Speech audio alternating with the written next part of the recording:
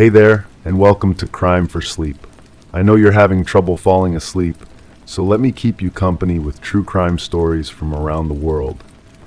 Before we dive in, I'm curious, where did you first hear this one? If you enjoy these stories, don't forget to like, comment, and subscribe. Now get comfortable, and let's get into tonight's case. Crime 1, I was testing an old answering machine I'd bought at a yard sale when I heard my own voice coming from one of the cassettes.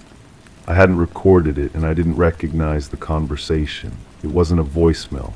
It was a conversation with someone who never spoke, just me talking, confessing things I'd never done, except the details were specific, too specific.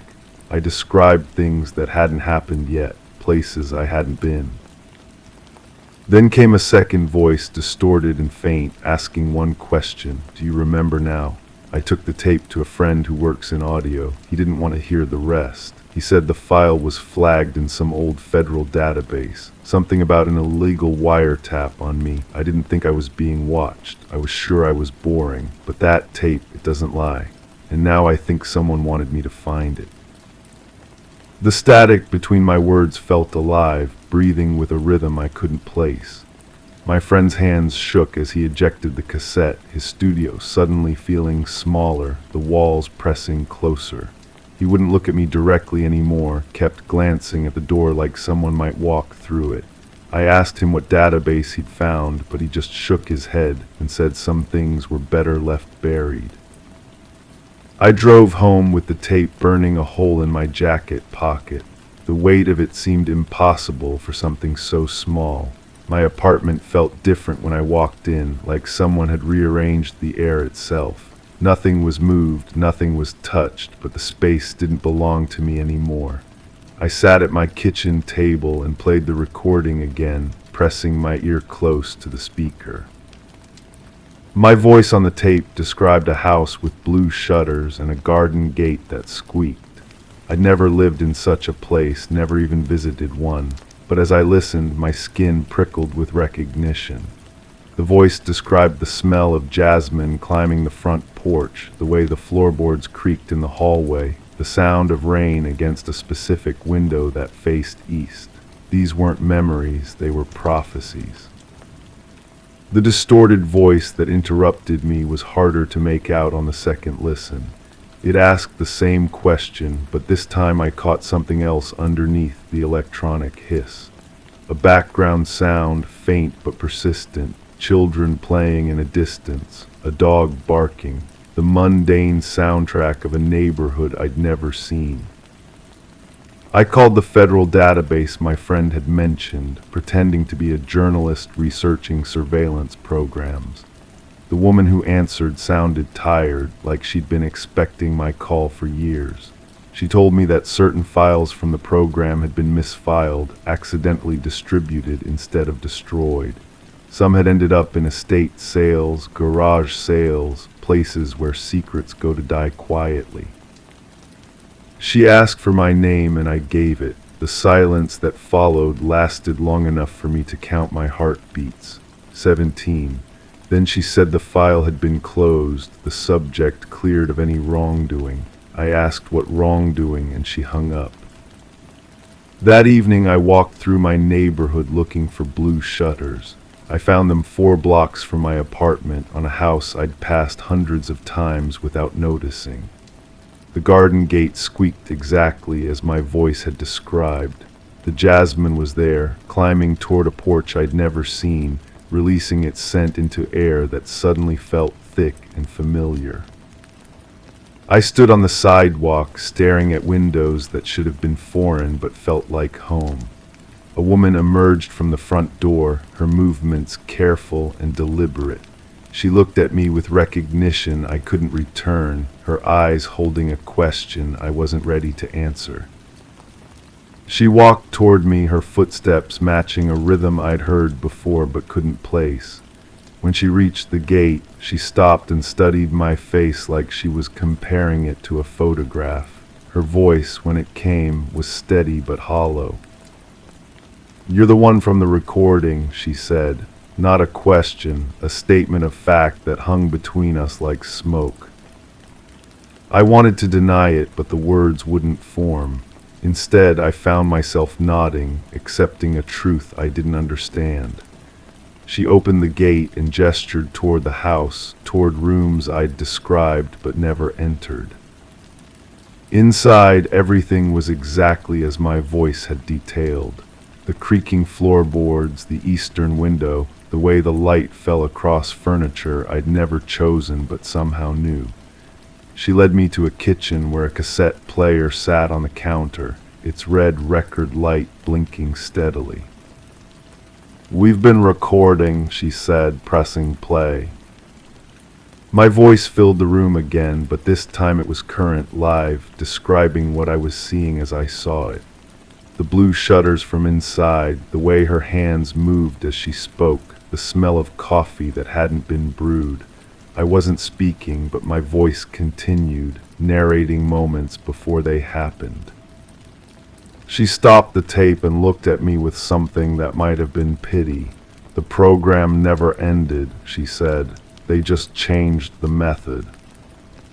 I understood then that the yard sale hadn't been random, that my friend's studio had been chosen, that my walk through the neighborhood had been guided. I was both the subject and the participant in something larger than surveillance, something that required my consent without my knowledge. The woman handed me a thick envelope filled with transcripts, all in my voice, describing crimes I'd never committed, places I'd never been, people I'd never met. But the details were perfect, the knowledge complete. Someone had been using my voice to confess to things I couldn't remember doing.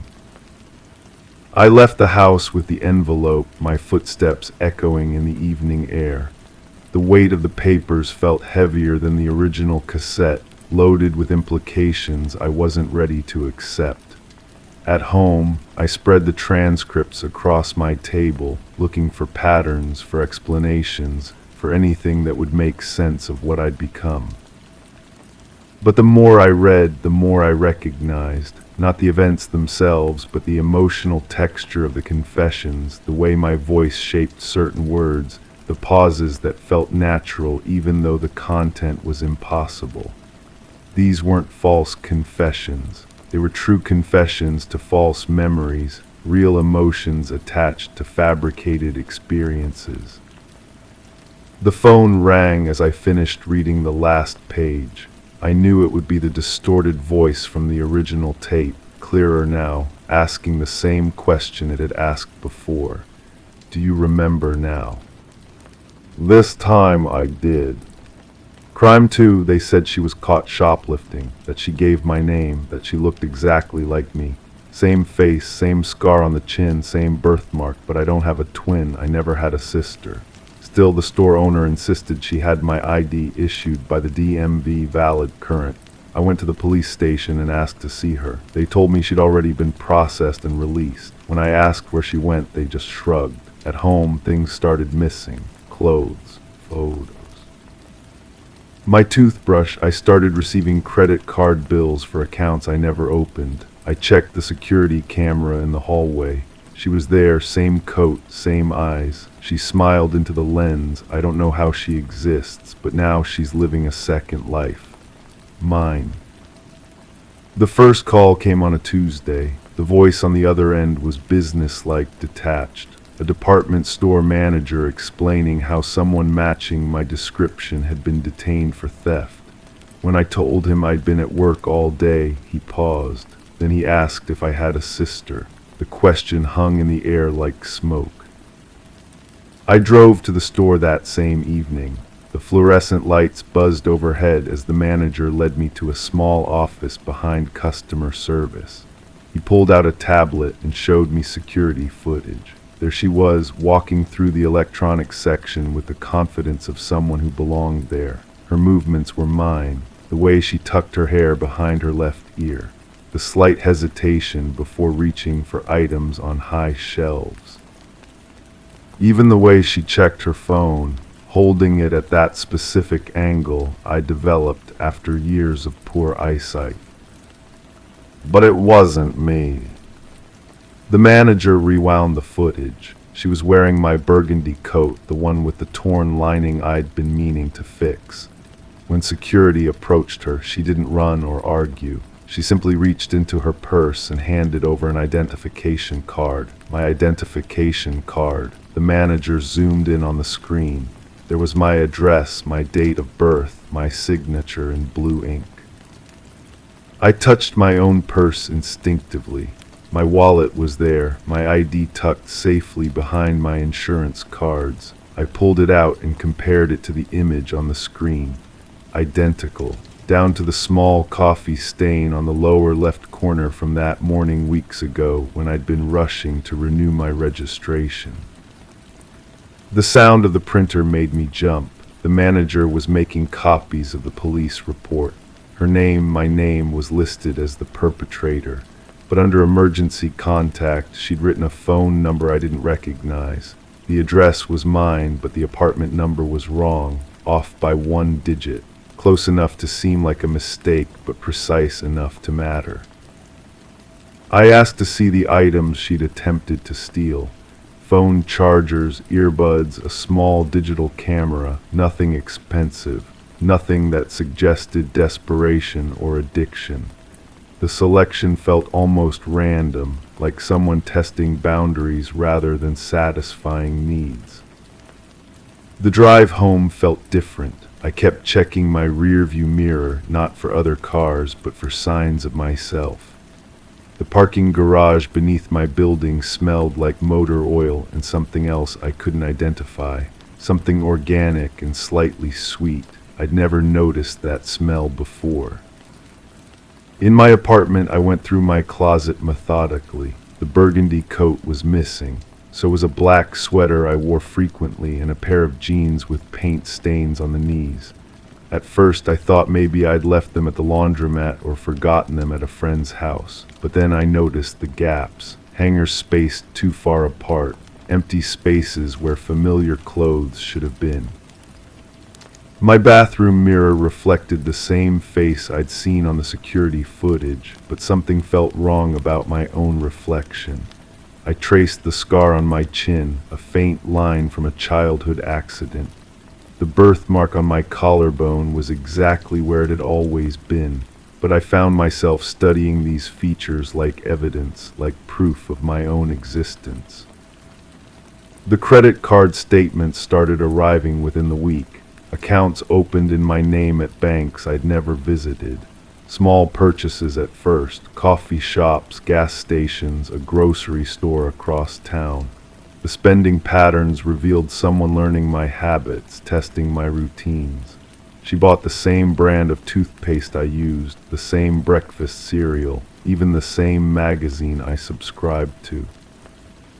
I called the banks to report fraud, but their questions confused me. They wanted to know if I'd recently moved, if I'd been traveling, if I'd given anyone permission to use my information. Each conversation ended the same way. They would investigate, but the purchases were made with valid identification and the correct PIN numbers. PIN numbers I'd never shared with anyone. The security camera footage from my building arrived after I'd made 3 requests to the management company. I expected to see a stranger, someone who resembled me but moved differently, spoke differently, existed differently. Instead, I watched myself enter the building on a day I remembered being at the dentist. The timestamp confirmed it. While I was sitting in a waiting room across town, flipping through magazines and worrying about a root canal, she was using my key to enter my home. She moved through the hallway with purpose, like someone coming home after a long day. She even paused to check the mailbox using a key I didn't remember losing. When she reached my door, she didn't fumble with the lock or hesitate. She belonged there. I rewound the footage again and again. Her face never turned directly toward the camera, but I caught glimpses. The angle of her jaw when she tilted her head, the way she shifted her weight from one foot to the other while waiting for the elevator. These weren't learned behaviors or careful imitations. They were reflexes, unconscious movements that I recognized because they were mine. The thought crept in slowly, like water seeping through a crack. What if I was the copy? What if she was the original and I was the one living someone else's life? I found myself questioning memories that had always felt solid. The scar on my chin, had I really gotten it from falling off my bike, or was that her memory that I'd somehow inherited? The birthmark I'd always been self-conscious about, was it proof of my identity or evidence of something else entirely? I started keeping a journal documenting every detail of my days, what I ate, where I went, who I spoke to. Not because I thought it would help me catch her, but because I needed proof that I existed, that my experiences were real, that I wasn't dissolving into someone else's life. The breakthrough came from an unexpected source. A dry cleaner called to say my clothes were ready for pickup. I hadn't dropped anything off for cleaning. When I arrived, the woman behind the counter smiled with recognition. She handed me a bag containing the burgundy coat and black sweater that had disappeared from my closet. Both had been cleaned and pressed with care. The receipt showed they'd been dropped off the same day I'd visited the dentist. The same day the security footage showed her entering my building. She'd taken my clothes, worn them to commit a crime, then had them professionally cleaned before returning them to my apartment. The attention to detail was unsettling. She wasn't just stealing my identity, she was maintaining it. I asked the dry cleaner if she remembered the person who dropped off the clothes. She nodded enthusiastically. "Nice woman," she said, "always polite, been coming here for months, always paid in cash, always thanked her by name." The woman reached under the counter and pulled out a customer card filled out in handwriting I recognized as my own. But I'd never been to that dry cleaner before. The card listed my name, my phone number, my address, but under special instructions, someone had written notes about fabric care and stain removal preferences that I'd never had. Preferences that, now that I thought about it, made perfect sense. She knew me better than I knew myself. That night I called the phone number she'd given as an emergency contact at the store. It rang twice before a familiar voice answered. My voice. She said hello the same way I did, with a slight upward inflection that I'd never liked about my own speech pattern. I hung up without saying anything. The next morning my toothbrush was back in its holder, damp as if recently used. My journal, which I'd hidden beneath my mattress, was sitting on my nightstand. Someone had written a single line on the last page I'd filled. "We need to talk." I stared at the handwriting. It matched mine perfectly, but the pen was different. Blue ink instead of the black I always used. The letters were formed with the same pressure, the same slight rightward slant, but they felt foreign on the page, like looking at my own reflection in water. The meeting place she chose was a coffee shop I'd never been to, in a part of town I rarely visited. But when I arrived, the barista greeted me by name and asked if I wanted my usual. Apparently, I'd been coming there every Tuesday for the past 2 months.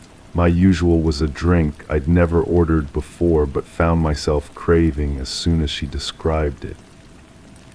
She was sitting in the corner booth, reading a book I'd been meaning to pick up.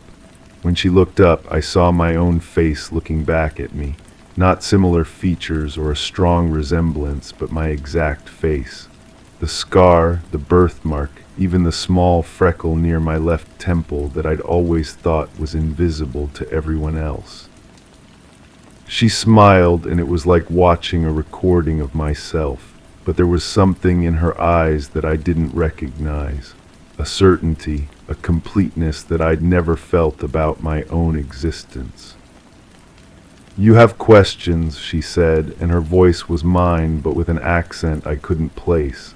Not foreign, just different, like she'd learned to speak from the same teachers, but in a different classroom.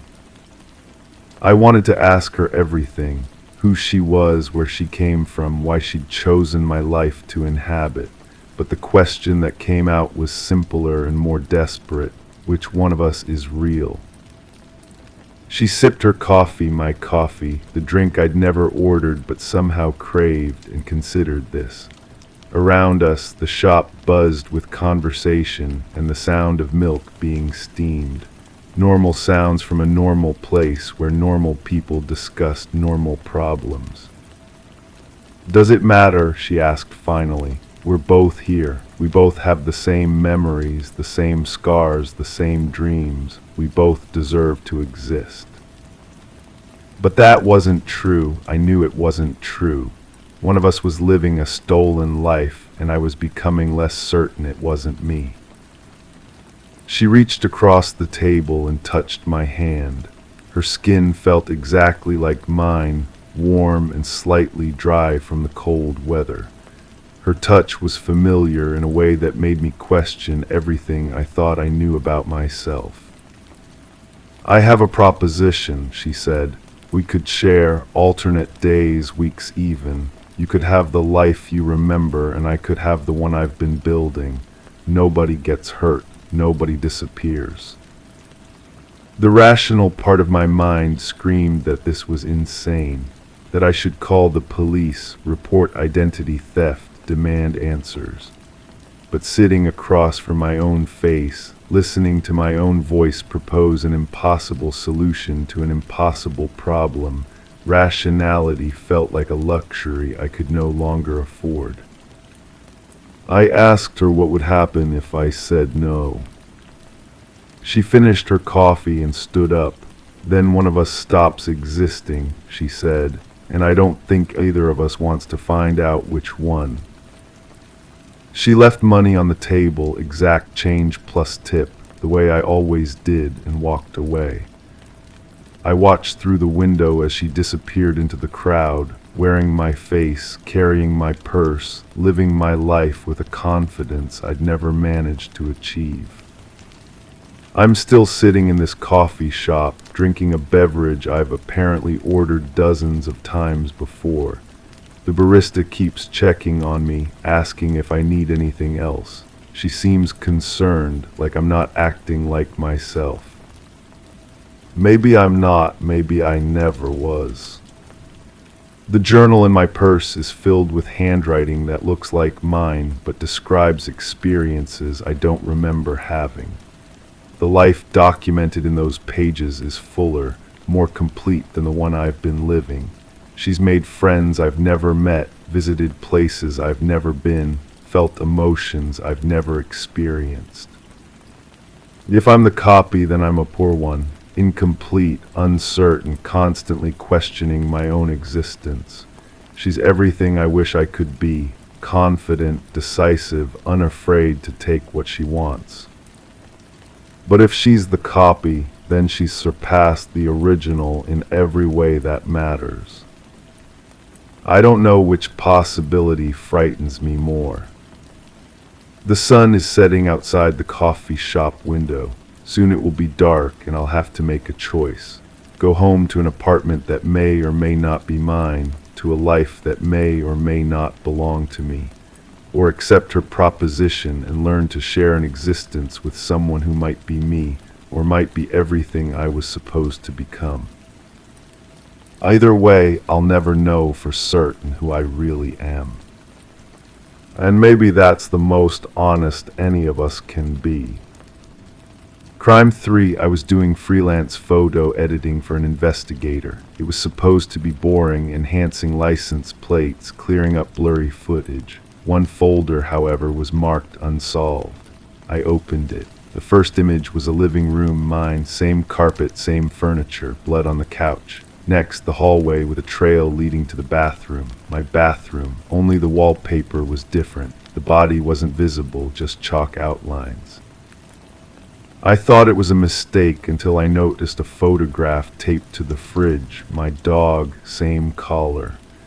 The metadata said the photo was taken 2 months ago. I didn't even live there back then. My hands were shaking as I scrolled through the remaining files. Each image felt like looking into a distorted mirror.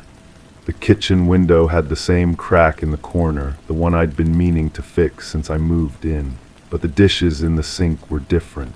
clean white plates instead of my blue ones. The coffee maker sat in the exact same spot, but it was a different brand entirely. I called the investigator immediately. Her voice was tired when she answered, like she'd been expecting this call for months. "You found the house," she said before I could speak. "This is my house. I live here now. What happened here?" There was a pause so long I thought the line had gone dead. "We've been looking for the current resident. The previous tenant disappeared. We assumed she moved away, but her belongings were still there when the landlord entered 3 months later." The room suddenly felt colder. I walked to my fridge and opened it, studying the interior. In the crime scene photo, there had been a carton of milk with a red cap. Mine had a blue cap. Same brand, same placement, different color. "What was her name?" I asked. "I can't share that information, but I can tell you she looked remarkably similar to you. Same height, same hair color. The landlord mentioned it when we showed him your rental application photo." I hung up and walked through my apartment, comparing each room to the images on my computer screen. The bathroom mirror reflected my face, but in the crime scene photo, there were fingerprints on the glass in different positions. Someone else had stood here, touched this same surface, looked at their reflection in this same mirror. The blood pattern on the couch suggested someone had been sitting there when it happened. I touched the cushion where the stain had been. It felt normal, but I knew it had been replaced. The color was slightly different from the other cushions, though I'd never noticed before. I started researching my building's history. The rental records showed gaps, periods where units remained empty for months between tenants. My apartment had been vacant for almost a year before I moved in. The rent was unusually low for the area. Now I understood why. The investigator agreed to meet me the next day. She arrived with a thick file and an expression that suggested she'd been carrying this case like a weight on her shoulders. The previous tenant's mail kept arriving for weeks after she disappeared, she explained. Bills, personal letters, magazine subscriptions, everything suggested she'd planned to stay. Her coffee was still warm when the landlord found the scene. She showed me additional photos I hadn't seen in the digital files, close-ups of personal items scattered around the apartment, a book open to the same page I'd been reading the night before, a grocery list on the counter with items I'd bought that week. The handwriting was different, but the items were identical. "Did you ever find out what happened to her?" The investigator shook her head. No signs of forced entry, no evidence of a struggle beyond the blood on the couch. Her car was in the parking lot, keys still in her purse, like she just vanished. I walked her through the apartment, pointing out the differences I'd noticed. She took notes, photographing the current state of each room. When we reached the bedroom, she stopped at my dresser. "She had the same jewelry box," she said, pointing to the wooden box where I kept my earrings. Same placement on the dresser. That evening I couldn't sleep. I kept thinking about the woman who'd lived here before me, who'd arranged her life in almost exactly the same way I had. I wondered if she'd felt safe here, if she'd loved the way the morning light came through the kitchen window like I did. I called the landlord asking about the previous tenant. He was reluctant to talk, but eventually admitted he'd never met her in person. All communication had been through email and phone calls. She'd paid her deposit and first month's rent through electronic transfer. Strange thing was, he said, she asked specifically for that unit. Most people want to see the place first, but she said she'd already decided, knew exactly which apartment she wanted. The next morning, I found a letter that had been slipped under my door during the night. No postmark, no return address. Inside was a single sentence written in careful handwriting. She's still watching. I showed the letter to the investigator, but by then I'd already made my decision. I started packing that afternoon. As I folded my clothes into boxes, I noticed how easily my life fit into the same containers, the same spaces the previous tenant had occupied. The investigator called one final time before I moved out. "We found something," she said, "the previous tenant's rental application. There's no record of her existence before she applied for that apartment. No previous addresses, no employment history that checks out. It's like she appeared just to live in your apartment and then disappeared." I was loading the last box into my car when I realized I'd forgotten to check the mail one final time. Inside the mailbox was a letter addressed to the previous tenant. The postmark was from yesterday. I never opened it. I drove away, leaving it in the mailbox for whoever would come next. But sometimes, late at night in my new place, I wonder if the letter was meant for me all along. And I wonder if somewhere the woman who lived there before me is settling into a new apartment, arranging her furniture exactly the way I used to arrange mine. Crime 4, I went to therapy for recurring nightmares, graphic, violent, always involving a basement I'd never been in. The therapist said it might be suppressed trauma. I was skeptical. But then he opened a folder and laid out documents, crime scene photos, police sketches, a journal. Every detail in those nightmares was accounted for. He said I'd drawn those sketches years ago. My signature was on every page. I don't remember ever meeting this man before. He told me I was a key witness in a closed case, but when I tried to get a copy of the file, there was no record of any such therapist ever existing in the state, and now I can't find the clinic again. But someone keeps calling me and saying the same thing. He gave you the proof. Why won't you believe it? The calls started 3 days after that session. Always the same voice, always the same question. I'd hang up, but my hands would shake for minutes afterward. The voice was familiar in a way that made my skin crawl, like hearing your own voice played back on an old recording you don't remember making. I tried to retrace my steps to the clinic.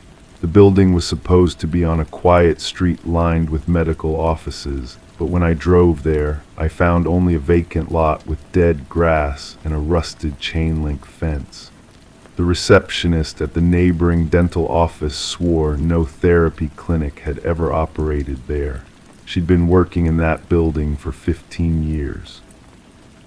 That night I pulled out every document I could find with my signature on it: bank statements, rental agreements, insurance forms. My handwriting was consistent, clean, deliberate, but those sketches in the therapist's folder, they were different. The lines were desperate, frantic, like someone had been trying to capture something before it disappeared from memory. I called the police department to ask about the case the therapist had mentioned. The officer who answered was polite but confused. No case matched the details I remembered from the photos. No basement crime scene, no sketches from a witness, no closed investigation involving someone with my name. He suggested I might have confused television shows with reality, something that happens more often than people think. But I remembered the smell in that basement from my dreams, damp concrete mixed with something sweet and rotting. I remembered the way the light fell through a small window, casting shadows that looked like reaching hands. I remembered the sound of footsteps above, measured and deliberate, like someone pacing while they thought. The phone rang again during dinner. This time I answered. "You were there," the voice said. "You saw everything. The folder proved it." "Who is this?" "You know who this is. You've always known." The line went dead. I stared at the phone, my reflection distorted in its black screen. For a moment, I didn't recognize myself. I started keeping a journal, documenting everything I could remember about the therapy session. The therapist had been middle-aged, wearing wire-rimmed glasses and a gray sweater. His office smelled like coffee and old books. He'd spoken in a soft voice, the kind that made you want to confess things you'd never told anyone. But the more I wrote, the more the details seemed to shift. Had his sweater been gray or brown? Were his glasses wire-rimmed or plastic? Had the office been on the 3rd floor or the 4th? I found myself driving past the vacant lot every few days, hoping to see some sign that the building had existed. Once I saw fresh tire tracks in the dirt, but they could have belonged to anyone. Construction workers, maybe, or someone else looking for something that wasn't there anymore. The dreams became more vivid. I started seeing faces in the basement, not clearly, but enough to know they were afraid. There was a woman with dark hair who kept looking toward the stairs, as if waiting for someone to come down. There was a man in a blue shirt who kept checking his watch, though I never saw what it showed. I began to wonder if the therapist had been real at all. Maybe I'd imagined the entire session, created false memories to explain dreams that had no explanation. But then I'd remember the weight of the folder in my hands, the way the crime scene photos had felt between my fingers, glossy and cold, like they'd been laminated. The phone calls continued, but now they came at different hours. Sometimes during lunch, sometimes just before bed. The voice never changed, never wavered. It was patient, almost kind, like someone trying to help me remember something important. One afternoon, I found a manila envelope in my mailbox.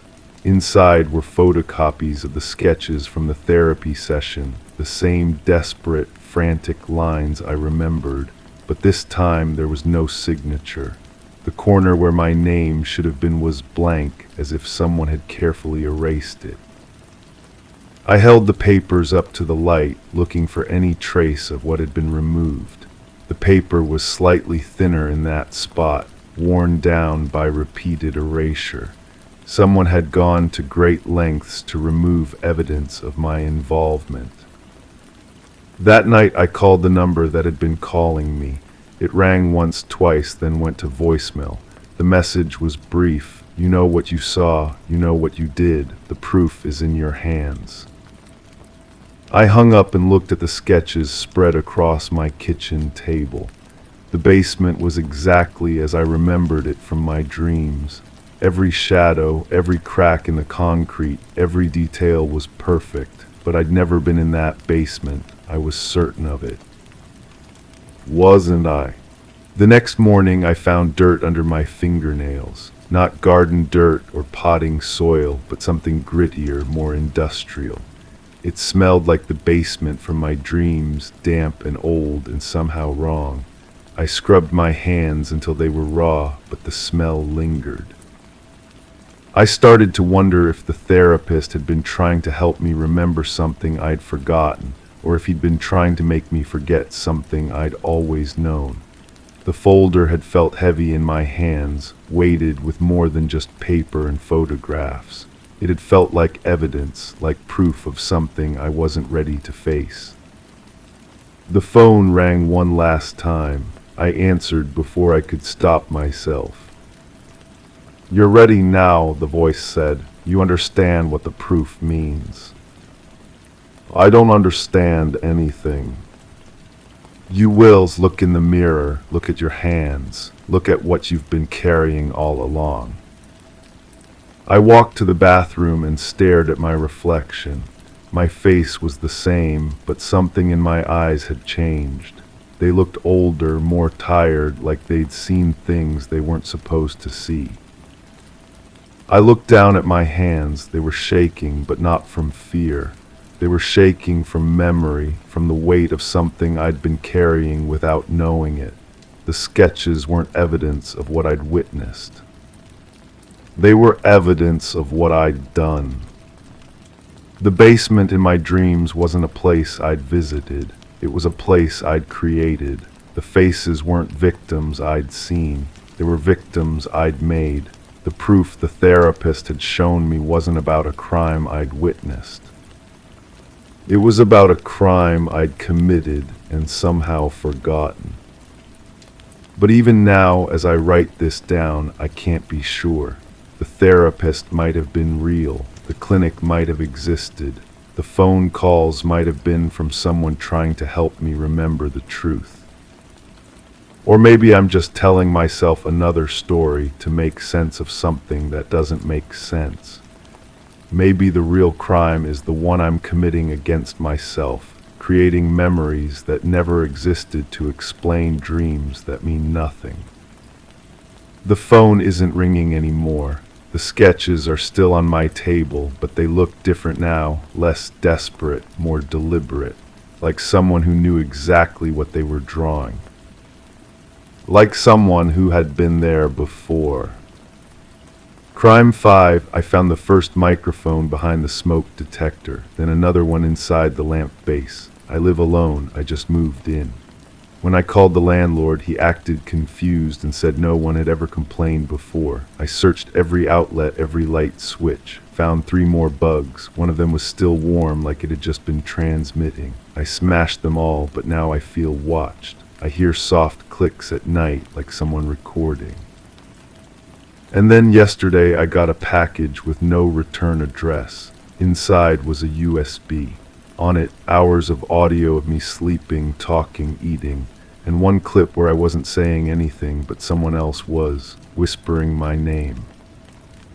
The apartment smelled like vanilla when I first walked through it. Not the artificial kind you buy in stores, but something deeper, more personal. Like someone had been baking cookies for years in that kitchen. The landlord mentioned the previous tenant had lived there for over a decade. Family emergency, he said, had to move out quickly. I should have asked more questions. The microphone behind the smoke detector was professional grade, small, black, with a serial number etched so tiny I needed a magnifying glass to read it. The kind of device that costs more than my monthly rent. When I pulled it out, my fingers came away dusty, but the device itself was clean. Someone had been maintaining it. I called the landlord again. This time his confusion felt rehearsed. He kept asking if I was sure, if maybe I was just seeing things. Stress from moving, he suggested, happens to a lot of people. But I held the bug in my palm while he spoke, feeling its weight, its realness. The lamp base yielded another surprise. This one was different, older, with corrosion around the edges. It had been there longer, much longer. The dust patterns on the table showed where someone had moved the lamp recently, carefully placing it back in almost the same spot. Almost. I started mapping the placement of each device. The pattern emerged slowly. Someone had been listening to conversations in the living room, the bedroom, the kitchen, but not the bathroom. That struck me as odd. Professional surveillance usually covers everything. The warm one troubled me most. Hidden inside the electrical outlet near my bed, it was still generating heat when I found it. Active, transmitting. I pulled it out with shaking hands, wondering who was listening to me breathe while I slept. The USB arrived on a Tuesday. No postmark, no delivery service sticker. Just my name written in careful block letters across brown paper. Inside, a standard black drive with a piece of medical tape wrapped around it. Someone had written, "Listen," in red ink. I almost threw it away. The files were organized by date, going back months before I moved in. The previous tenant's voice, a woman discussing grocery lists, phone calls with her mother, arguments with someone whose voice was always too far from the microphones to understand clearly. Mundane conversations that someone had catalogued with disturbing precision. Then came my files, The sound of me unpacking boxes, humming while I arranged furniture, talking to myself about where to hang pictures.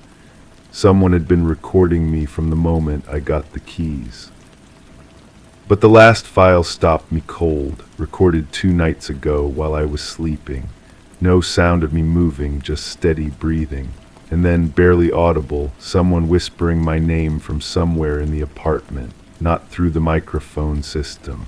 Someone actually there in the room saying my name while I slept.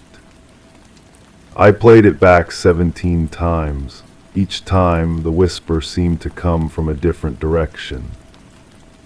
The previous tenant had left more than just surveillance equipment. I found her journal wedged behind the radiator, pages water-damaged but readable. She had discovered the bugs too, documented each one, drawn diagrams of their placement, theorized about who was watching her and why. Her entries grew increasingly paranoid.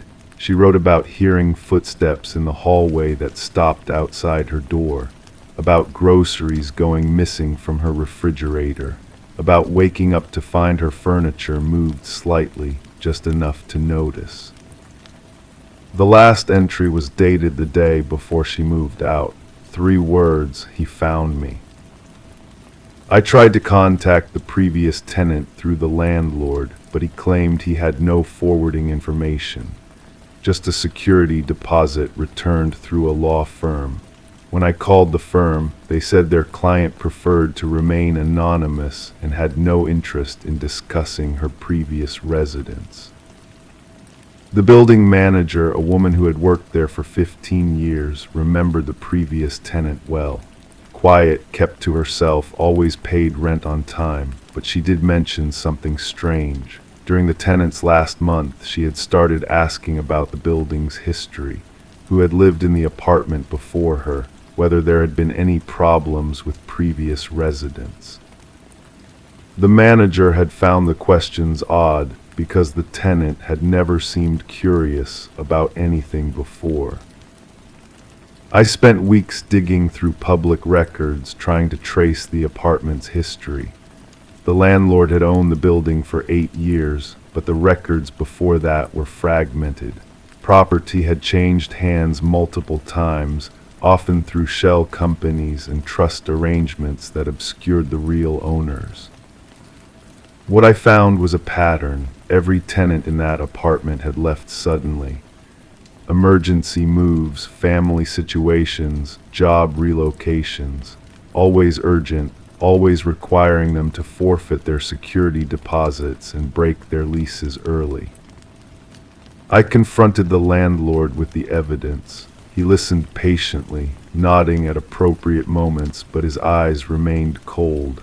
When I finished, he asked if I was planning to break my lease too.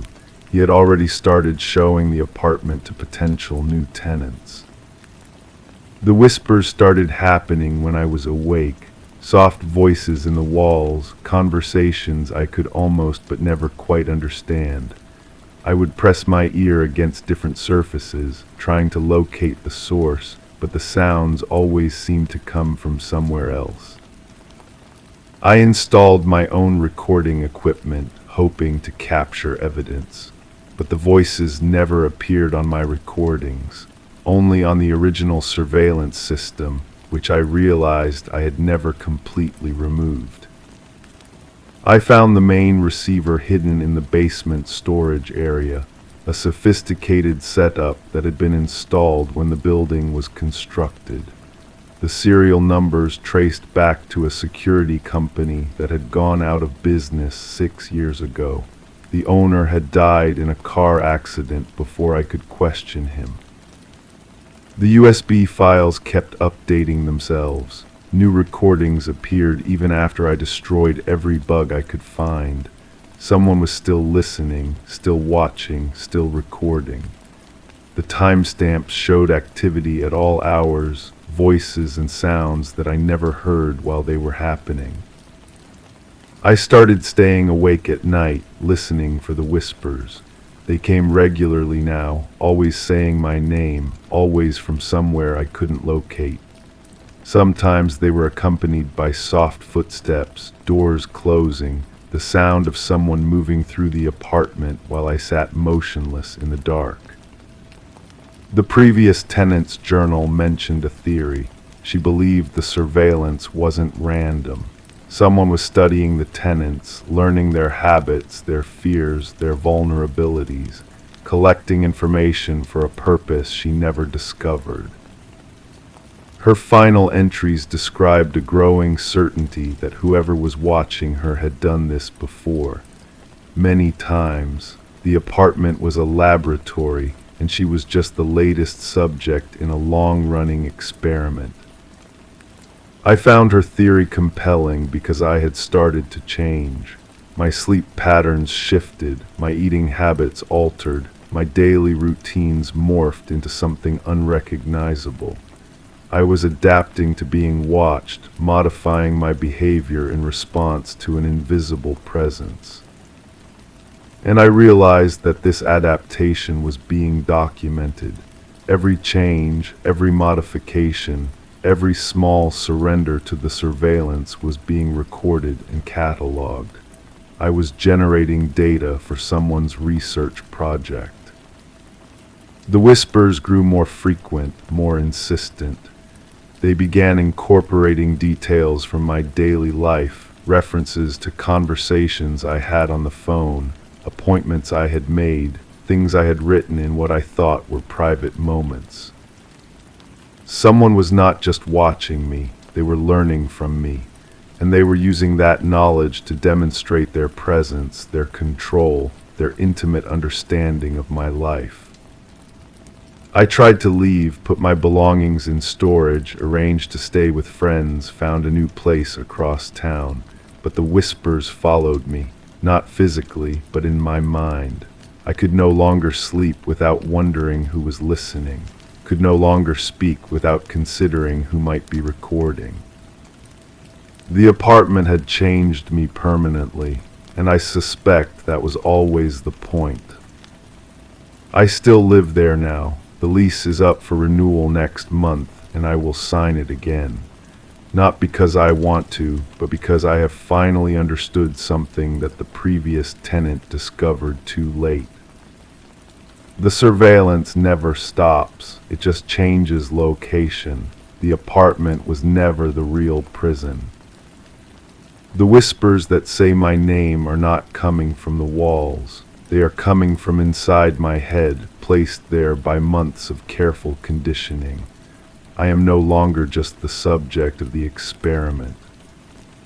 I have become the experiment itself. Crime 6, I got a letter from a private lab claiming they had results I never requested. I called them. They said someone submitted a sample for analysis. The results matched DNA found at a crime scene, something brutal, something still unsolved. I laughed it off, but curiosity got the better of me. I asked for the file. It arrived 2 days later. There were photos. The alley was familiar. The victim looked eerily like someone I once dated, but I never hurt anyone. I've never been to that part of town. Still, my DNA was on the weapon, and now the detective in charge won't stop calling me. I asked if I was a suspect. He said, "Not anymore. We think you knew the real killer." The photos kept drawing me back. I spread them across my kitchen table under the fluorescent light, studying every shadow, every angle. The victim's face was turned away, but her hair caught the streetlight the same way my ex-girlfriend's used to. Same length, same color, same slight wave at the ends. I ran my fingers along the edge of one photo, feeling the glossy surface stick slightly to my skin. The detective's voice had been calm when he called again. Too calm, he asked if I remembered giving anyone access to my personal items. Toothbrush, razor, anything with biological material. I told him no, but as the words left my mouth, I realized how many people had been in my apartment over the past year. Friends, dates, repair workers, my landlord's son who fixed the sink. Any of them could have taken something. I started making a list, writing names in my notebook with careful precision. The ink seemed to bleed differently as I wrote each one. forming small pools at the end of certain letters. My handwriting looked strange, more angular than usual. I noticed my palms were damp, leaving small smudges on the paper. The lab technician agreed to meet me at a coffee shop downtown. She was younger than I expected, with nervous eyes that kept scanning the room.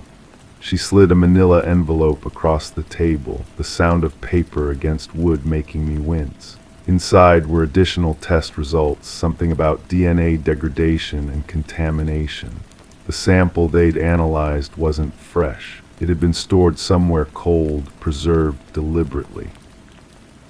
She explained that whoever submitted my sample had also provided a comparison sample from the crime scene. Someone had access to both pieces of evidence, someone who knew exactly what they were doing. I drove to the alley that night, parking under a broken streetlight 3 blocks away. The smell hit me first, something between garbage and old rain, mixed with the faint sweetness of fast food from a nearby restaurant. My footsteps echoed differently than I expected, as if the sound was being absorbed by the brick walls. The exact spot was marked with faded police tape, still clinging to a dumpster handle. I knelt down, running my hand along the concrete. There were dark stains that could have been anything, oil, rust, or something worse. The surface felt rough under my palm, like sandpaper that had been used too many times. A woman emerged from a doorway across the alley. She'd been watching me, she said, wondering if I was another reporter. She told me she'd seen the whole thing happen. The killer had stood right where I was kneeling, but something about her description didn't match the police report I'd managed to obtain. She described someone taller than me with different clothes, different mannerisms, but she also mentioned something that made my blood feel cold. The killer had been talking to someone on the phone during the attack, someone who seemed to be giving instructions. She'd heard fragments of the conversation, words that sounded like directions, like someone was being coached through the entire event. I asked if she'd told the police about the phone call. She shook her head, said they'd never asked the right questions. They'd been focused on physical evidence, DNA, fingerprints. Nobody had asked about what she'd heard.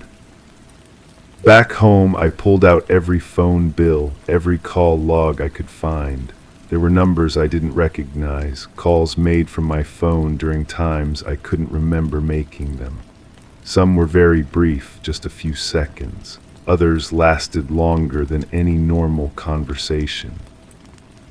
One number appeared repeatedly, always called late at night. I dialed it from a payphone, listening to it ring 6 times before someone answered. The voice was familiar, but I couldn't place it immediately. They seemed to recognize my voice too, asking if I was ready to finish what we'd started. I hung up without responding, but the conversation stayed with me.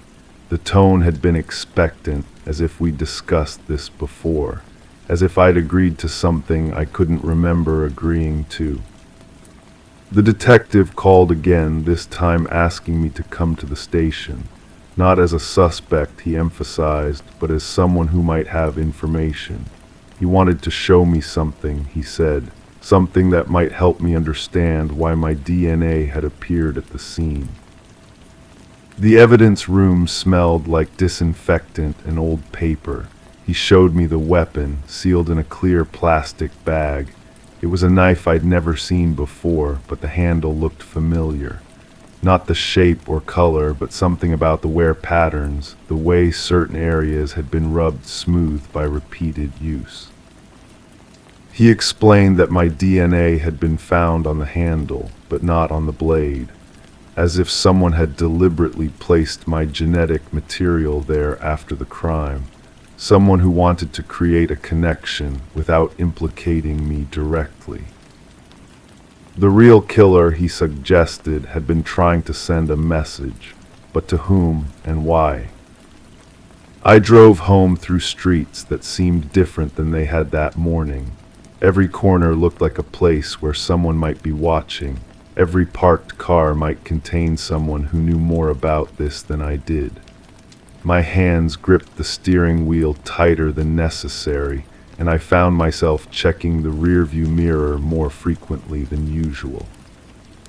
At home, I noticed things had been moved. Subtle changes, a book turned to a different page, a coffee mug in the sink that I didn't remember using, the bathroom door slightly ajar when I always kept it closed. Someone had been in my apartment, going through my things while I was meeting with the detective. On my answering machine, there was a new message. No voice, just breathing, and then the sound of something being placed on a hard surface. The message lasted almost a full minute, long enough for me to hear background noise that sounded like traffic, like someone calling from a payphone. I played it back several times, each time hearing something different.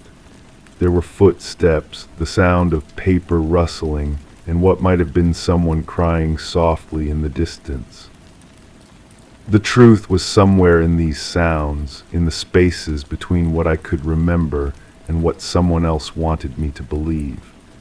But every answer I found led to new questions, and every question made me wonder if I really knew myself as well as I thought I did. The detective was right about one thing: I did know the real killer. But that knowledge was buried somewhere I couldn't access, protected by memories I couldn't trust and connections I couldn't see. And somewhere in this city, someone was still making phone calls, still moving evidence, still waiting for me to remember what I was supposed to have forgotten. Crime 7, the voice was unmistakable, calm, familiar, someone I used to know. They died in a car accident years ago, or at least that's what I was told. The message was short. They lied to you. I need your help. Don't tell anyone. That was it. No number, no caller ID. I checked every contact I had, every online record. Their death certificate still exists. Their grave is still listed. But now strange things are happening. A man who looks just like them has been following me. Always distant, always out of reach. I tried going to the police. They found nothing. But every time I play that voicemail, the audio glitches, like something's buried underneath, something else speaking. I've replayed that message hundreds of times now. Each time I notice something different, a breath that seems too controlled, a pause where there shouldn't be one. The way they said my name at the end, barely audible, like they were afraid someone might hear.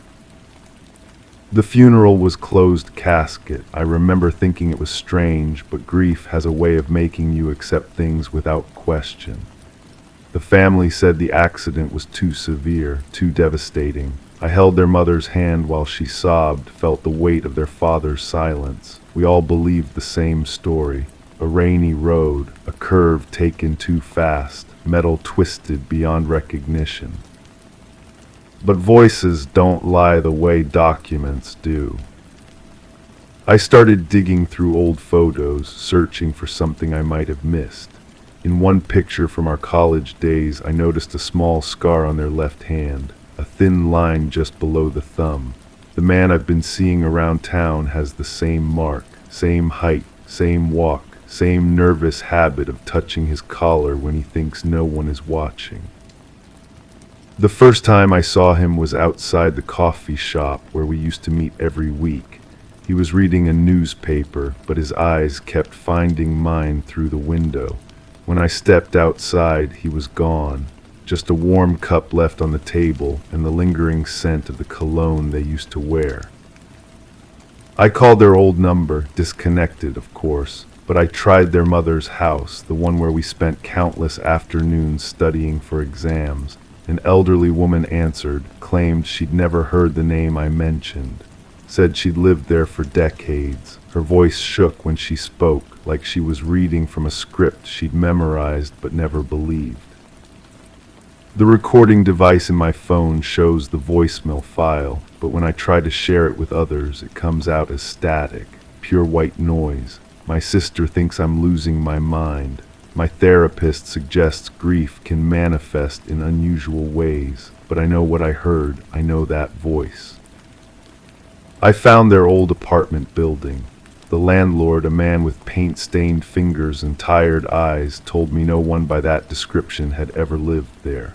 But when I mentioned the unit number, his face changed. He looked at me like I'd spoken a name he'd been trying to forget. He closed the door without another word, but I heard him on the phone afterward. Quick, hushed sentences. Someone was coming to clean something up. The death certificate has inconsistencies I never noticed before. The signature from the coroner doesn't match other documents I found online. The hospital listed as the place of death was demolished 2 years before the supposed accident. Small details that make your skin crawl when you start connecting them. I've been carrying a digital recorder everywhere now. Strange conversations seem to happen just outside my hearing range.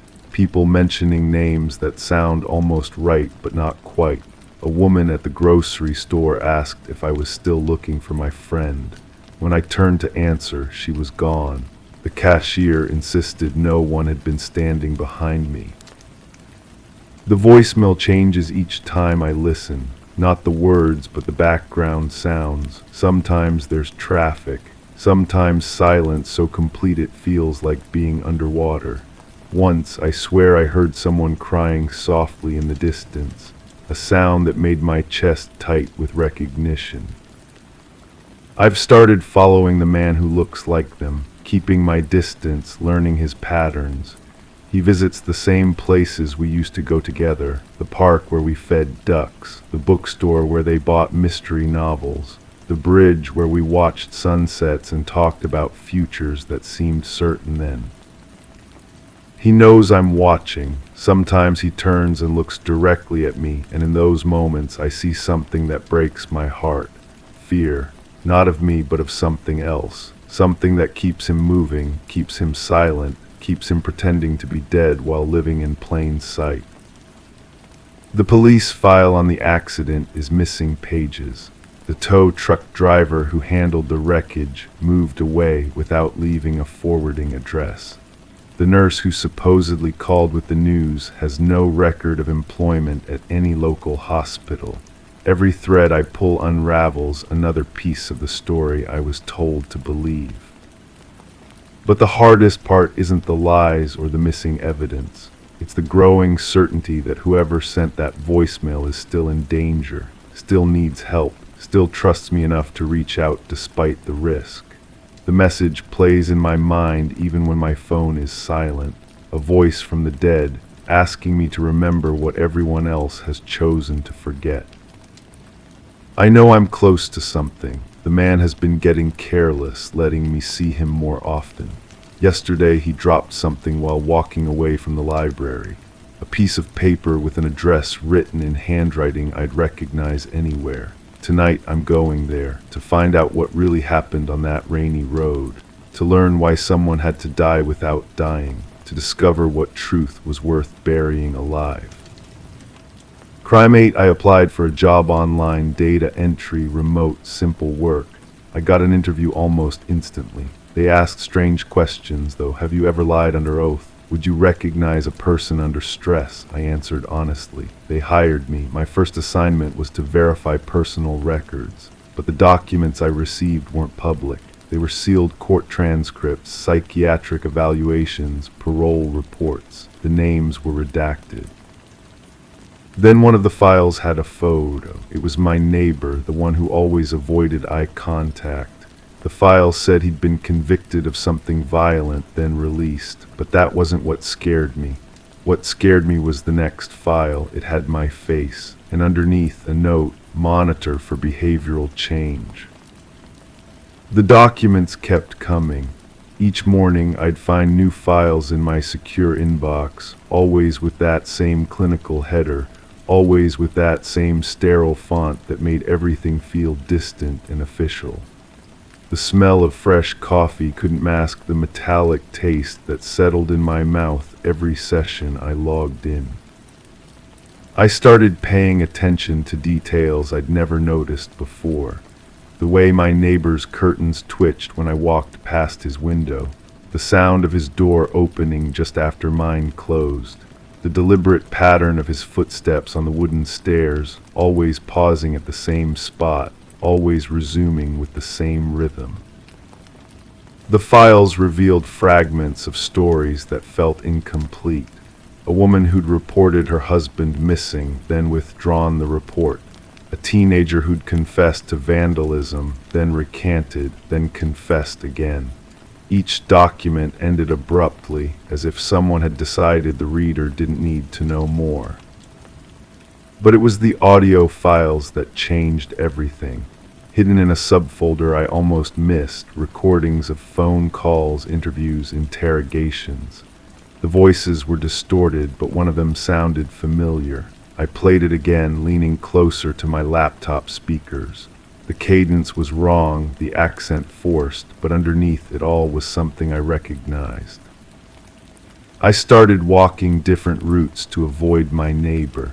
I'd leave my apartment at irregular intervals, checking over my shoulder, listening for those careful footsteps.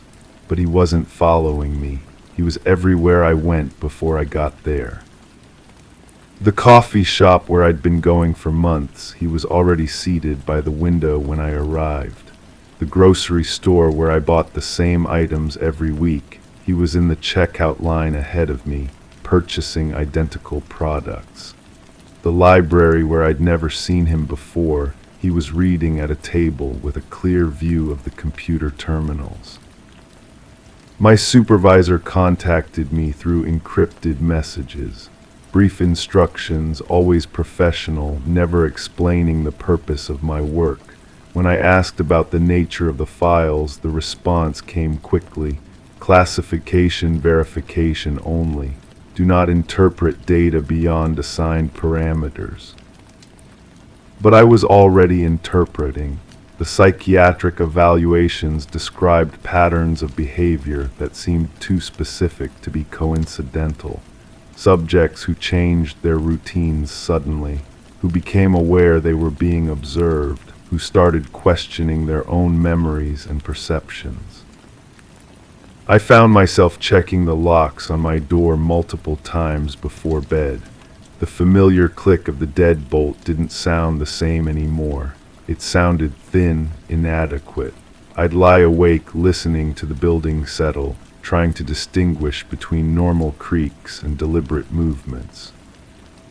The breakthrough came from a document that hadn't been properly redacted. A single line where the black bar had slipped, revealing part of an address. It was my street, my building, but not my apartment number. I downloaded every file I'd processed, stored them on a drive I kept hidden. Cross-referencing became an obsession. Names connected to faces, faces connected to locations, locations connected to incidents that had never been reported in any public record. The pattern emerged slowly, like a photograph developing in chemical solution. Each subject had been selected for specific psychological profiles. Each had been placed under surveillance without their knowledge. Each had been assigned a monitor, someone close enough to observe behavioral changes, someone trusted enough to remain undetected. My hands shook as I realized what I'd been doing. All those files, all those reports I'd been verifying, I hadn't been checking data, I'd been creating it. Every observation, every behavioral note, every assessment had been fed back into a system that was building comprehensive profiles of unwitting subjects. But the most disturbing discovery was yet to come. In my own file, the one with my photograph and that chilling note, there were detailed reports dating back months. Reports about my habits, my routine, my reactions to stress. Reports written in a style I recognized because I'd been writing identical reports about others. The handwriting was mine. The realization hit like cold water. I scrolled through my own behavioral assessments, reading observations I didn't remember making, descriptions of my own actions written from the perspective of someone watching me live my life. The reports were thorough, clinical, accurate. They knew things about me that I'd never consciously noticed about myself.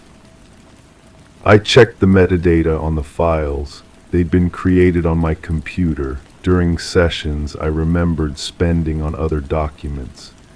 But somehow, while I thought I was analyzing strangers, I'd been documenting my own existence. The audio recordings made sense now. The familiar voice wasn't someone I knew, it was my own voice, altered just enough to seem foreign. Recorded during phone calls I'd made, conversations I'd had, words I'd spoken while alone in my apartment. I stopped going to work, the remote work that had never required me to leave home. I stopped checking my secure inbox, but the files kept appearing. The observations kept accumulating. The behavioral analysis continued with mechanical precision. My neighbor still avoided eye contact, but now I understood why. He wasn't avoiding me, he was studying me, the same way I'd been studying others without realizing it.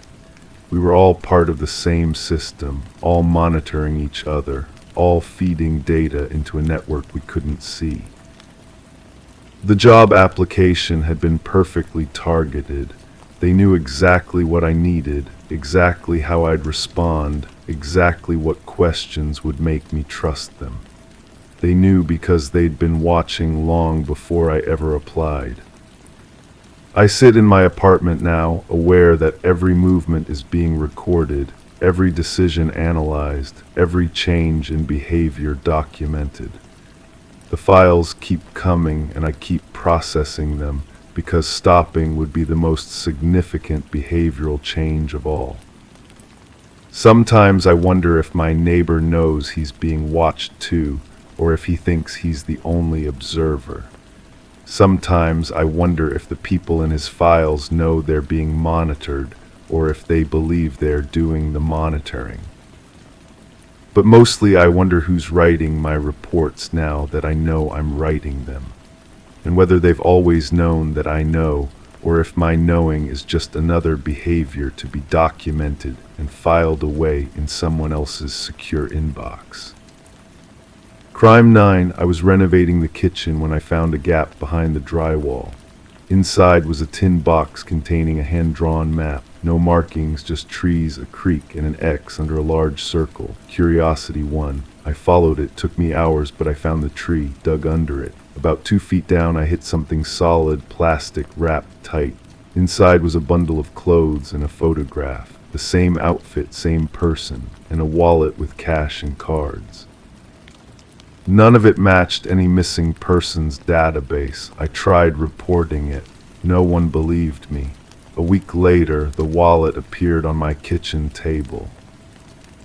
The smell hit me first when I opened that plastic bundle. Not decay, something else. Fabric softener mixed with something metallic. The clothes were folded perfectly, like someone had just taken them from a dresser. A blue sweater, jeans, underwear still creased from the package. Everything clean, everything deliberate. The photograph was what stopped my breathing. A young woman, maybe 25, standing in front of what looked like the same tree I'd just been digging under. She was smiling, but her eyes held something I couldn't name. Fear, maybe, or resignation. The same clothes she wore in the photo were the ones I held in my hands. I spread everything on my kitchen counter and stared. The wallet contained $400 in 20s, a driver's license, 2 credit cards, and a library card, all issued to the same name. I won't repeat it here, it doesn't matter now. What mattered was that when I searched online, nothing came up. No missing person reports, no obituaries, no social media profiles. It was like this person had never existed. The detective I spoke to was polite but dismissive. He took notes, nodded appropriately, but I could see the skepticism in his eyes. People don't just bury clothes and photographs, he said. Maybe it was some kind of art project. Maybe someone was playing a prank. He promised to look into it, but his tone suggested otherwise. I went back to the tree 3 more times that week. Each visit, I noticed something new. scratches on the bark that looked deliberate, a pattern of stones arranged in a circle about 10 feet away. The ground was softer than it should have been, like it had been disturbed before. The creek was barely a trickle, but following it upstream led to a small bridge. Under that bridge, tucked into the concrete support, someone had carved numbers. Not random, they formed a date from 5 years ago, the same month shown on the driver's license expiration. That's when I started having the dreams, the same woman from the photograph, but she wasn't smiling anymore. She stood at my bedroom door, pointing toward the kitchen, always the kitchen. I'd wake up with my heart pounding, and sometimes I'd find muddy footprints on my floor that I couldn't explain. The wallet appearing on my table was the moment everything changed. I'd locked my doors, checked every window, no signs of forced entry, no indication anyone had been inside, but there it was, exactly where I'd left it before taking it to the police station. Except now it contained something extra, a receipt from a hardware store for a shovel, dated the day I'd first found the bundle. I called the hardware store. The manager checked their records but found no transaction matching that receipt. The serial number didn't exist in their system. The receipt paper felt wrong too thin, like it had been photocopied multiple times. My neighbor mentioned seeing someone in my backyard that week. A woman, she said, just standing there looking at the house. When I asked for details, her description matched the photograph exactly. Same height, same build, same dark hair, but that was impossible. The clothes, the careful burial, the deliberate placement, everything suggested this person was gone. I started researching the previous owners of my house, 4 families over 30 years. 2 had left suddenly, both citing personal reasons. The real estate records showed gaps, periods where the house sat empty for months at a time. One former neighbor remembered strange sounds coming from the property during those vacant periods. Digging sounds, she said, always during the early morning. The map itself became my obsession. The paper was old but not aged naturally. Someone had treated it to look vintage. The ink was modern ballpoint, not the fountain pen or pencil you'd expect from something truly old. Whoever drew it knew the area intimately. Every curve of the creek, every significant tree was positioned perfectly. I found more bundles, 3 more trips to different locations marked on copies of the map I discovered hidden throughout my house. Always the same setup, plastic wrapping, clean clothes, photographs of different people wearing those exact outfits, always standing near the burial spot, always with that same look in their eyes. The police stopped returning my calls after the second report. The evidence kept disappearing from my house, reappearing in impossible places. I started documenting everything with photographs, but the images never showed what I remembered seeing. Clothes became shadows. Clear photographs turned blurry. The receipts and documents I'd collected transformed into blank paper. I hired a private investigator who specialized in missing persons. She lasted 2 days before quitting, said the case made her uncomfortable. People don't vanish without traces, she told me. Someone was playing an elaborate game and she didn't want to be part of it. She recommended I consider psychological counseling. The breakthrough came when I realized I'd been asking the wrong questions. Instead of searching for missing persons, I started looking for recently deceased individuals whose bodies were never found. The pattern emerged immediately. 7 people over 5 years, all last seen in areas matching the locations on my maps, all reported as probable suicides or accidents, all cases closed due to lack of evidence. But here's what disturbed me most. Each of those 7 people had purchased houses in the same neighborhood during the year before their disappearance. Houses with similar layouts, houses with kitchens positioned exactly like mine. and each house had been sold shortly after their disappearance to buyers who paid cash and never moved in. I checked the deed to my house again. The purchase 3 years ago had been handled by a property management company that no longer existed. The address led to an empty office building. The phone number was disconnected. The bank account used for the transaction had been closed the day after the sale completed. Last week I found another map. This one was different. It showed my house, my backyard, and an X marked directly under my bedroom window. The paper was fresh. The ink still smelled sharp. Someone had slipped it under my door during the night. I haven't started digging yet. Part of me knows what I'll find down there. Another bundle, another photograph, another person who supposedly never existed. But this time, I suspect the face in the photograph will be one I recognize. The question that keeps me awake isn't who these people were or how they ended up buried with their possessions. The question is whether I'm the one putting them there. Story 10. The mysterious house stood in silence as she crossed its threshold, dust dancing in the still air. Abandoned for years, its once grand walls now peeling, its furniture cloaked in ghostly sheets. Each step felt like a frozen moment in time, a suspended reality except for one peculiar detail. The doors, every door she opened led her back to the same room, the parlor, no matter the path she chose. A bewildering loop with no escape except for the way she had entered. Yet when she turned to retrace her steps, the front door had vanished without a trace. The discovery of Morgan Pierce's lifeless form had transformed the forgotten Victorian into a haunting crime scene. Detective Sarah Lind lingered at the threshold, observing forensic specialists moving silently through the dimness like apparitions.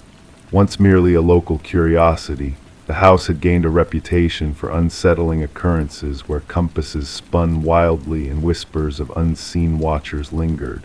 Now it held secrets darker than mere folklore. The initial examination suggests she passed 3 days ago, the medical examiner murmured, his words barely audible. Asphyxiation seems to be the cause of her demise. Morgan had been discovered seated in an ancient chair in the parlor, facing the entrance as if anticipating a visitor. Her serene expression, hands folded neatly, betrayed no signs of struggle or distress. The scene exuded a chilling stillness, unsettling even to seasoned investigators. "Who found her?" Lind inquired, scanning her notes. "A real estate agent showing the property," her partner responded. They stumbled upon her seated there, initially mistaking her for a trespasser. The house had remained empty since the passing of its previous owner, Eleanor Blackwood, nearly 5 years earlier. Legal disputes had left the property abandoned, unwanted, a fading memory except for those drawn to its eerie allure. Morgan Pierce, a 26-year-old graduate student delving into architectural oddities for her thesis, had a fascination with spaces that defied norms. Described as meticulous and driven by friends, the enigmatic Victorian, known for its disorienting nature, had undoubtedly captivated her curious mind. Her roommate reported her missing 2 days prior, Lind noted. Morgan mentioned researching the house where wanderers vanish before her disappearance. Investigations unveiled Morgan's frequent visits to the house leading up to her untimely end. Her journal entries chronicled peculiar acoustics, inexplicable cold spots, and doors that seemingly led to different realms with each opening. In her final musings, she spoke of bringing specialized equipment to unravel the mysteries of the spatial anomalies. Yet, the equipment was nowhere to be found. During the autopsy, an unexpected revelation surfaced: a trace of a rare alkaloid, sourced from a plant used in mystical rituals, lingered in Morgan's system.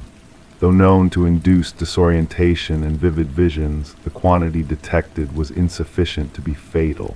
She wasn't one to dabble in recreational substances, her boyfriend asserted. Morgan approached her studies with utmost seriousness. She wouldn't have jeopardized her perceptions intentionally. Digital sleuthing unearthed deleted exchanges on Morgan's phone, conversations with a kindred spirit intrigued by the enigmatic house. The dialogues evolved into cryptic intimacy, hinting at a profound understanding of the dwelling's enigmas. The house retains its memories, one message alluded.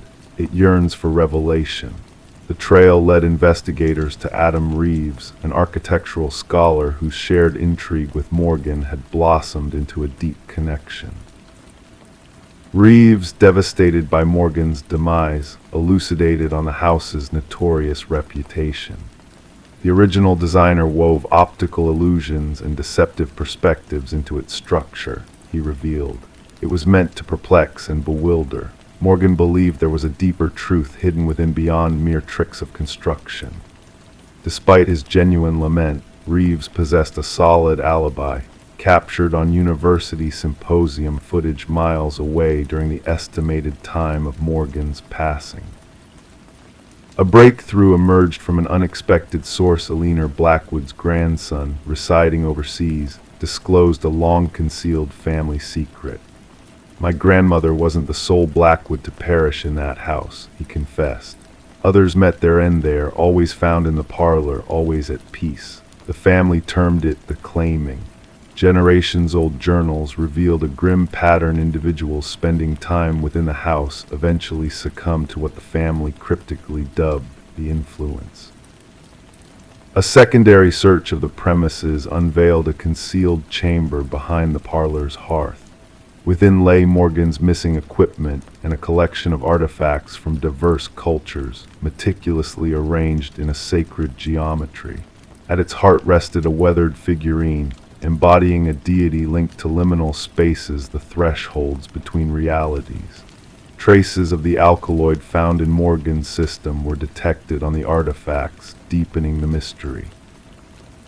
The case veered into a new direction as dust patterns within the house hinted at an unseen presence during Morgan's final hours. Unfamiliar fingerprints, distinct from Morgan's or any known guests, adorned doorknobs throughout the dwelling. 3 weeks into the inquiry, Adam Reeves was discovered in his apartment, mirroring Morgan's pose, the same alkaloid present in his system. Clutched in his hand was a key, foreign to his abode, yet a perfect match for the hidden compartment in the Victorian. In his poignant final correspondence, Reeves penned to himself, preserving a testament to the house's enigma. Physical entrapment isn't the house's ploy, it ensnares perceptions. Morgan was correct, the doors lead unchangingly, but an illusion of circular paths emerges. Once the truth dawns, departure is feasible. However, by then, departure is undesired.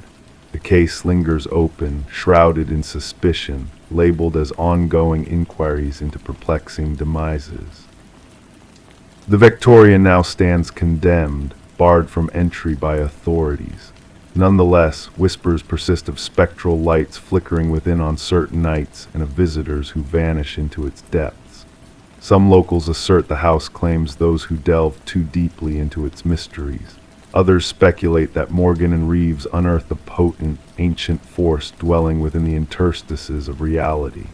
The veracity remains as elusive as an exit in a house where all paths lead back to the beginning. Story 11, the aged apartment exuded a sense of history, its walls holding secrets whispered through time. The heating system emitted a low groan, the pipes rattling in a rhythmic dance. It was all part of the building's ancient charm, or so she convinced herself. But one night, as she lay in bed, a faint voice drifted through the vents, brushing against her consciousness like a gentle breeze. It wasn't the usual chatter of neighbors or distant traffic. It was a soft whisper, calling her name in the stillness of the night. Intrigued yet apprehensive, she pressed her ear against the cool metal grate, her heart quickening with each breath. A chill caressed her cheek as the voice spoke again, almost teasingly. "I know you can hear me." Detective Morgan Shaw, a figure of calm amidst the vacant apartment's eerie silence, stood with unwavering focus. Her gaze lingered on the rusted vent cover, forcibly removed from its place on the wall. Around her, the forensics team meticulously cataloged each detail, their cameras capturing the scene in flashes of light. The missing woman, Alina Reeves, had vanished without a trace until the building's stagnant air revealed her fate. Officer Patel, his voice solemn, recited notes from his pad. Reports of voices heard through the vents dismissed as mere building quirks. Shaw bent down near the vent, observing the deep scratches etched into the metal. The marks bore a frantic energy, as if someone had desperately tried to break free from within. The truth lurked in the shadows of these walls, waiting to be unveiled. Alina, a beloved kindergarten teacher with a penchant for nurturing life, had left behind a world puzzled by her sudden disappearance. Her absence echoed through the halls, her plants still thriving in the sunlight that filtered through the window. Concerned faces and unanswered questions lingered in the spaces she once inhabited. As Shaw delved deeper into Alina's life, a haunting narrative began to unfold. Whispers of paranoia, a sense of being watched, and the chilling certainty of voices from the unseen world filled the air. Alina's fears had not been unfounded. They had been a prelude to a sinister truth that lay dormant within the walls. The forensic analysis brought forth unsettling revelations. Fibers intertwined with the vent grating matched Alina's favorite cardigan, a silent witness to her final moments. A foreign fingerprint, a silent intruder's mark, adorned the inside of the vent cover, a testament to the unseen presence that had haunted her. Alone in her car, raindrops tapping a somber melody on the roof, Shaw immersed herself in the audio recordings retrieved from Alina's phone. The whispers, the pleas for acknowledgement, the chilling response that echoed through the void, all intertwined to paint a portrait of a soul caught in a web of malevolence. The building's history, a tapestry woven with threads of fear and despair, unfurled before Shaw's eyes. Previous tenants, their lives intertwined with the structure's dark past, had borne witness to the same spectral echoes that now haunted Alina. Each departure, each unresolved mystery, added a layer to the building's macabre legacy. Harold Weber, the enigmatic custodian of the building's secrets, stood at the center of Shaw's scrutiny. His facade of indifference crumbled under her relentless gaze, revealing a flicker of unease that danced in his eyes. The past, shrouded in shadows, threatened to engulf him in its chilling embrace. A hidden passage, a gateway to the unseen world within the walls, unveiled a realm of darkness concealed from prying eyes. Shaw's team unearthed a trove of clues: a flashlight, a water bottle, remnants of a clandestine existence that had thrived in the shadows. Weber's meticulously ordered life belied the chaos that lurked beneath the surface. His digital archive, a repository of stolen moments and violated sanctuaries, painted a portrait of obsession and madness.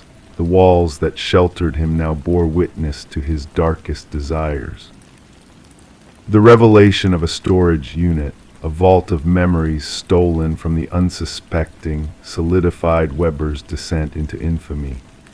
His collection of artifacts, a chilling mosaic of lives disrupted, echoed the haunting whispers that still reverberated through the building's ancient corridors. In the dead of night, as the world slumbered in ignorance, Weber's arrest heralded a moment of reckoning. His serene demeanor, a mask of delusion, cracked under the weight of his crimes. Shaw stood witness to the unraveling of a predator's facade, his words a chilling echo of the horrors he had wrought. Alina's final moments, a descent into darkness guided by a siren's call, painted a grim tapestry of betrayal and deceit. The walls, once silent witnesses, now bore the scars of a tragedy that transcended mere mortal understanding. The families of Weber's victims, their wounds still raw with grief and disbelief, found solace in the truth that had come to light. The whispers, once dismissed as figments of imagination, now held a sinister truth, a truth that bound them in a shared legacy of loss and remembrance. As the trial unfolded, Weber's facade of sanity crumbled under the weight of evidence. His world of shadows and whispers stood exposed, a monument to the darkness that lurked within the human heart. Shaw, a guardian of justice in a world gone astray, stood resolute in the face of evil's final stand. The echoes of Weber's words, his chilling prophecy of whispers that persisted beyond the confines of flesh and bone, lingered in the air like a haunting melody. The building, a silent witness to the horrors that had unfolded within its walls, stood as a testament to the enduring legacy of fear and remembrance. The once vibrant apartment building now stood in desolate silence, its halls echoing with the ghosts of the past. Despite the facade of normalcy, a pall of dread hung over its inhabitants, a reminder of the darkness that lurked within the shadows. The whispers, carried on cold drafts that slithered through the vents, spoke of a truth that could never be silenced, a truth that lingered in the walls, waiting to be heard. Story 12. In the stillness of the night, a mysterious package arrived for Sarah Miller. Wrapped in a plain envelope, it held a single brass key, weathered with time. There was no return address, no clue to its origin. Sarah couldn't shake the feeling of familiarity that washed over her as she held the key in her hand. With a sense of unease, she tried the key in every lock she owned, but none yielded to its touch. It was a key without a home, a key without purpose. Perplexed, she placed it on her coffee table, and in that quiet moment, the old grandfather clock in the hallway let out a single, hollow chime, a sound that hadn't graced the house in years. Sarah, unsettled by the strange occurrence, decided to report it to the authorities. Little did she know that this simple act of reaching out would unravel a chain of events that would shake the very foundations of her peaceful suburban neighborhood. The responding officer, a skeptic by nature, initially dismissed Sarah's concerns as a mere mix-up in the mail, a key sent in error, he suggested. But Sarah's intuition whispered otherwise. Something was amiss, something dark lingered in the shadows. Reluctantly, the officer took the key as evidence, sealing it in a small evidence bag that would soon become the focal point of a sprawling investigation. And so, the key found its way to Detective Robert Harmon, a seasoned investigator with a keen eye for the subtle undercurrents of seemingly ordinary cases. As the brass key sat on his desk, unassuming yet strangely disquieting, Detective Harmon delved into Sarah's background. A retired teacher, a widow, a mother, her life seemed ordinary, unremarkable. Yet the key had chosen her, and there had to be a reason. Forensic examinations yielded no fingerprints, no DNA traces, no clues.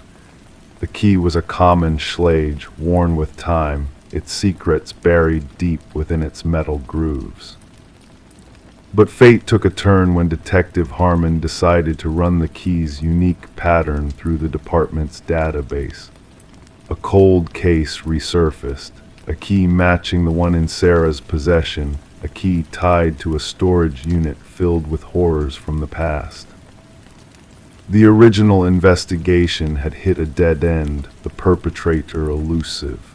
But now a connection had been made, a thread to unravel the darkness that had haunted those forgotten victims. Sarah, caught in the web of mystery and danger, fortified her home with new locks and a security system, a shield against the unknown threat looming on the horizon. As the investigation deepened, the puzzle pieces fell into place. The key led to Harold Jenkins, a shadow from Sarah's past, a man with a hidden past of his own. the manhunt began, a race against time to stop a predator in his tracks. Jenkins, a ghost in the night, left behind a trail of hidden horrors, a cabin of keys, each one a haunting reminder of lives lost and souls forgotten. The community held its breath as the search intensified, as fear gripped the hearts of those who had slept soundly in the midst of a predator's lair. In the depths of the wilderness, the final reckoning came. Jenkins, cornered and desperate, chose to meet his end rather than face justice for his crimes. But even in death, he left behind a chilling message, a journal of atrocities, a legacy of pain and suffering etched in ink, a testament to the darkness that lurks in the most ordinary of places. And so, the case of the Keymaster came to a close, leaving behind a scar on the hearts of those who had glimpsed into the abyss of human depravity. Sarah, haunted by the shadows of the past, never returned to her home, forever marked by the brush of evil that had come so close to her door. The keys, silent witnesses to unspeakable horrors, now rest in an evidence locker, a reminder of the fragility of peace and the darkness that lurks just beyond the surface of our everyday lives. Story 13, The Whispers of Blackwood House. She had envisioned a fresh start, a new beginning in the old Victorian home. The nursery needed a makeover before the baby's arrival, a chance to paint over the faded blue walls that seemed to hold secrets within their layers. As she applied the first coat of white paint, something unexpected emerged from beneath the surface. Letters, faint at first, then becoming sharper, clearer, a message hidden in the walls. Don't let it hear you. Her heart skipped a beat as she took a step back, her gaze drawn to the tiny handprints in the fresh paint, too high for any child to reach. The Morgan residence was now at the center of what would later be known as the Whispering House case. The young couple had bought the house at a bargain price, unaware of its dark past. Detective Sarah Klein arrived at the doorstep, her notebook ready. The pregnant woman who answered, her belly swollen beneath paint-splattered overalls, recounted the eerie discovery of the message and handprints. The previous owners had vanished overnight, leaving behind only rumors and a sense of foreboding. Inside the historic home, Detective Klein traced the troubled history of the property. Families had come and gone, each staying briefly before fleeing in haste. Child welfare reports hinted at whispers in the walls and unseen eyes watching over sleeping children. Delving into the past, the detective uncovered the tragic tale of Alina Blackwood, the widow who ran an orphanage on the premises long ago. 5 children had vanished under her care, their fate a mystery until now. The handwritten warnings on the nursery walls, the identical handprints spanning decades, all pointed to a chilling truth. Ground-penetrating radar confirmed the presence of small shapes beneath the basement floor, leading to a grim discovery. 5 sets of remains, arranged in a circle, bore witness to Alina's dark deeds. The children, long forgotten, finally found peace in a proper burial. As the house fell silent, the detective's investigation unearthed more than physical evidence. The lingering presence of the past, the whispers that echoed through the empty rooms, spoke of a darkness that refused to fade. The nursery walls, once a silent witness to tragedy, held a secret that no amount of paint could erase. The house, condemned and abandoned, stood as a stark reminder of the horrors that dwelled within its walls. Detective Klein's final report captured the essence of a case that defied explanation. The photographs of glowing handprints and cryptic messages told a story of lives lost and souls trapped in limbo. The house, now a ghostly relic, whispered of forgotten children and the lingering specter of Alina Blackwood. In the end, justice was served, but the spiritual questions remained unanswered, leaving a haunting legacy that lingered long after the case was closed. Story 14. The old house had sat empty for years, a silent sentinel in the neighborhood. Whispers among the neighbors spoke of a young woman who had vanished without a trace, leaving behind a shroud of mystery that clung to the abandoned walls. When the new tenants arrived, drawn by the allure of a quaint home with a troubled past, they discovered a peculiar sight. The bedroom door was locked, as if guarding its secrets from prying eyes. With determination, they forced it open, revealing a room frozen in time. The air within was heavy with neglect, a tangible weight that hung in the stillness. Yet amidst the layers of dust, something felt amiss. The bed was immaculately made, the mirror polished to a gleam, and there on the desk stood a solitary candle, its flame long extinguished, its wax a solidified pool of forgotten memories. A notebook lay open, its pages marked by the passage of time. Detective Morgan, a figure of quiet resolve, sifted through the journal while forensic experts combed the room for hidden truths. The ink on the final entry was fresh, a stark contrast to the years of abandonment that cloaked the room in shadows. The handwriting belonged to Elise Winters, a name whispered in the winds of the past. A young woman of 26 vanished without a trace, her presence lingering in the words she left behind. The notebook spoke of fear, of a looming threat that Elise had sensed in the darkness of that fateful night. "I know he's watching me tonight," the final entry confessed, a plea for understanding in a world that had turned a blind eye. Detective Morgan closed the book, a silent guardian of untold secrets, preserving the echoes of a life interrupted. The room held no answers, only fragments of a life shattered by unseen forces. Elise, a paralegal with a sharp mind and a keen eye for deception, had stumbled upon a web of deceit that threatened to consume her. In the shadows of the bedroom, her presence lingered like a ghost, a silent witness to the injustices that plagued her world. As the investigation unfolded, a tapestry of lies unraveled before them. Financial transactions, hidden accounts, and manipulated data painted a grim picture of corruption and greed. Elise's voice, captured in clandestine recordings, echoed through the halls of power, a testament to her courage in the face of darkness. The truth, elusive yet undeniable, emerged from the depths of deception. Vincent Harriman, a man of influence and secrets, stood at the center of the storm. His actions, veiled in shadows and half-truths, condemned him in the eyes of justice.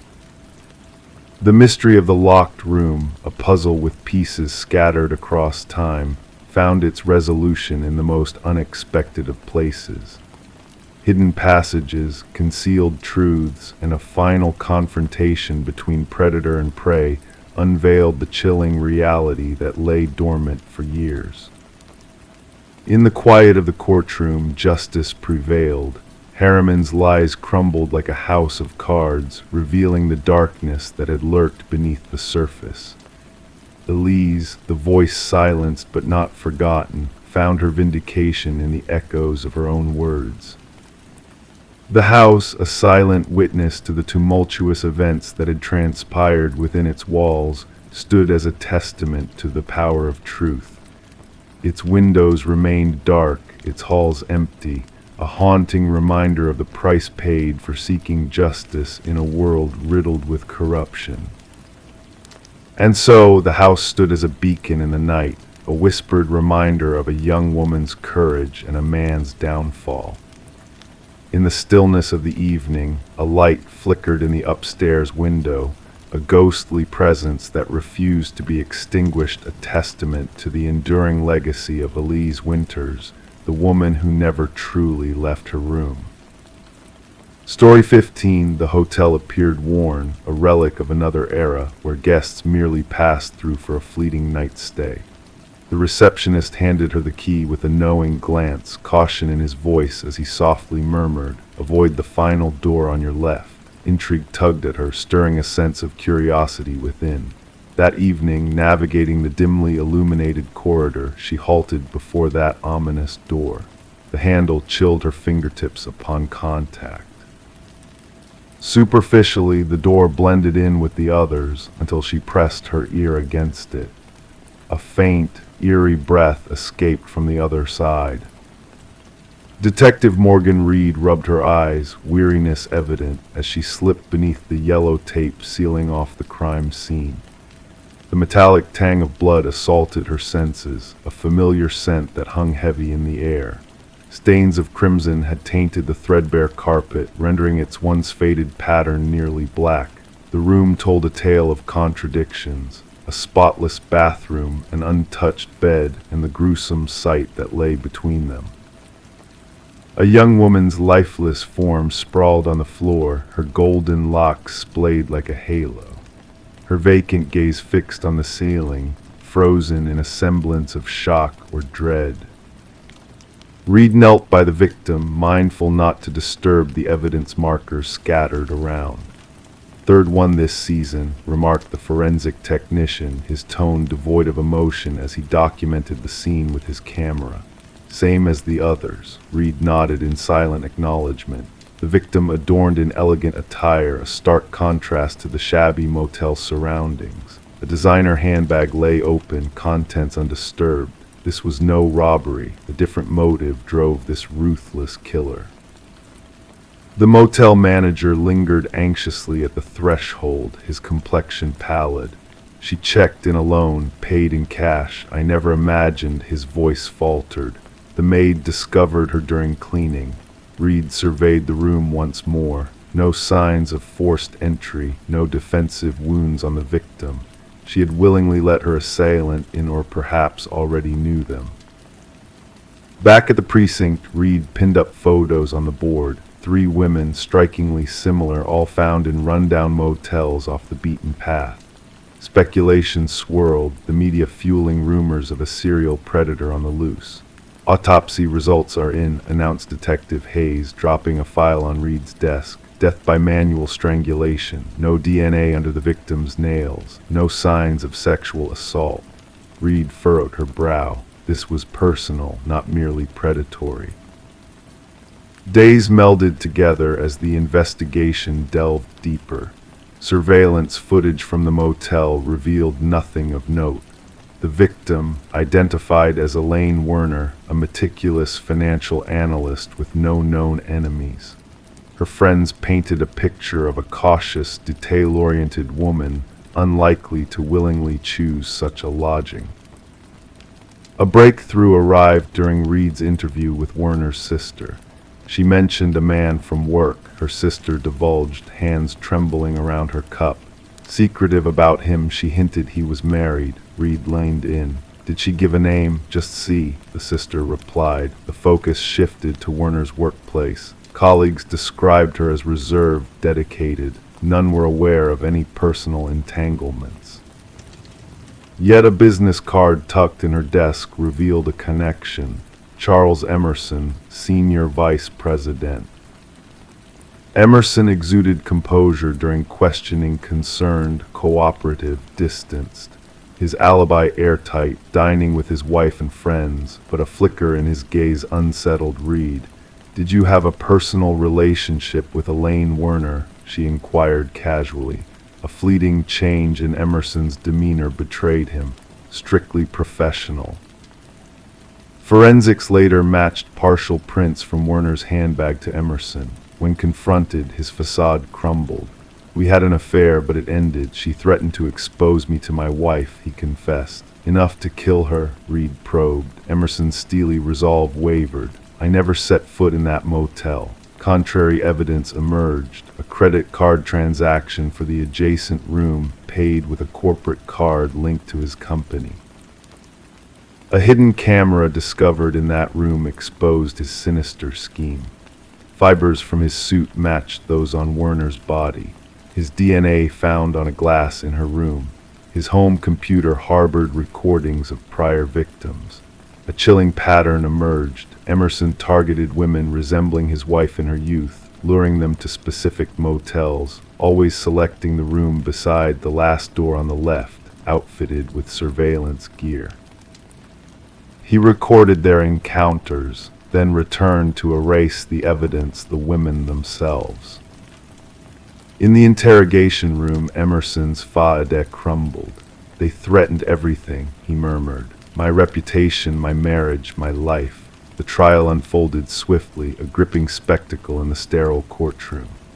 Emerson's cold demeanor never faltered, devoid of remorse, mirroring the mask he wore in the corporate realm. Sentenced to life without parole, he departed under the watchful eyes of the officers. Reed locked gazes with him, glimpsing not remorse but a chilling void where empathy should reside. Dubbed the door on the left case by the media, psychologists probed Emerson's psyche, while true crime aficionados dissected every detail. Yet for Reed, the case lingered unresolved. Traversing hotel corridors, she found herself counting doors, pondering the enigmas concealed behind them.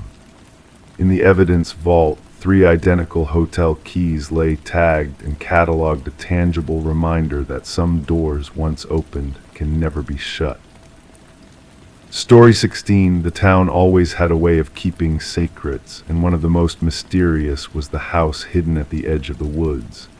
It stood there, silent and forgotten, with its windows like dark eyes watching over the land, and its porch weary from the weight of time. Nobody laid claim to it. Nobody could recall who erected its walls. But when a curious group of hikers strayed too close, they stumbled upon a chilling sight, names etched into the weathered wood, carved deep as if to serve as solemn warnings.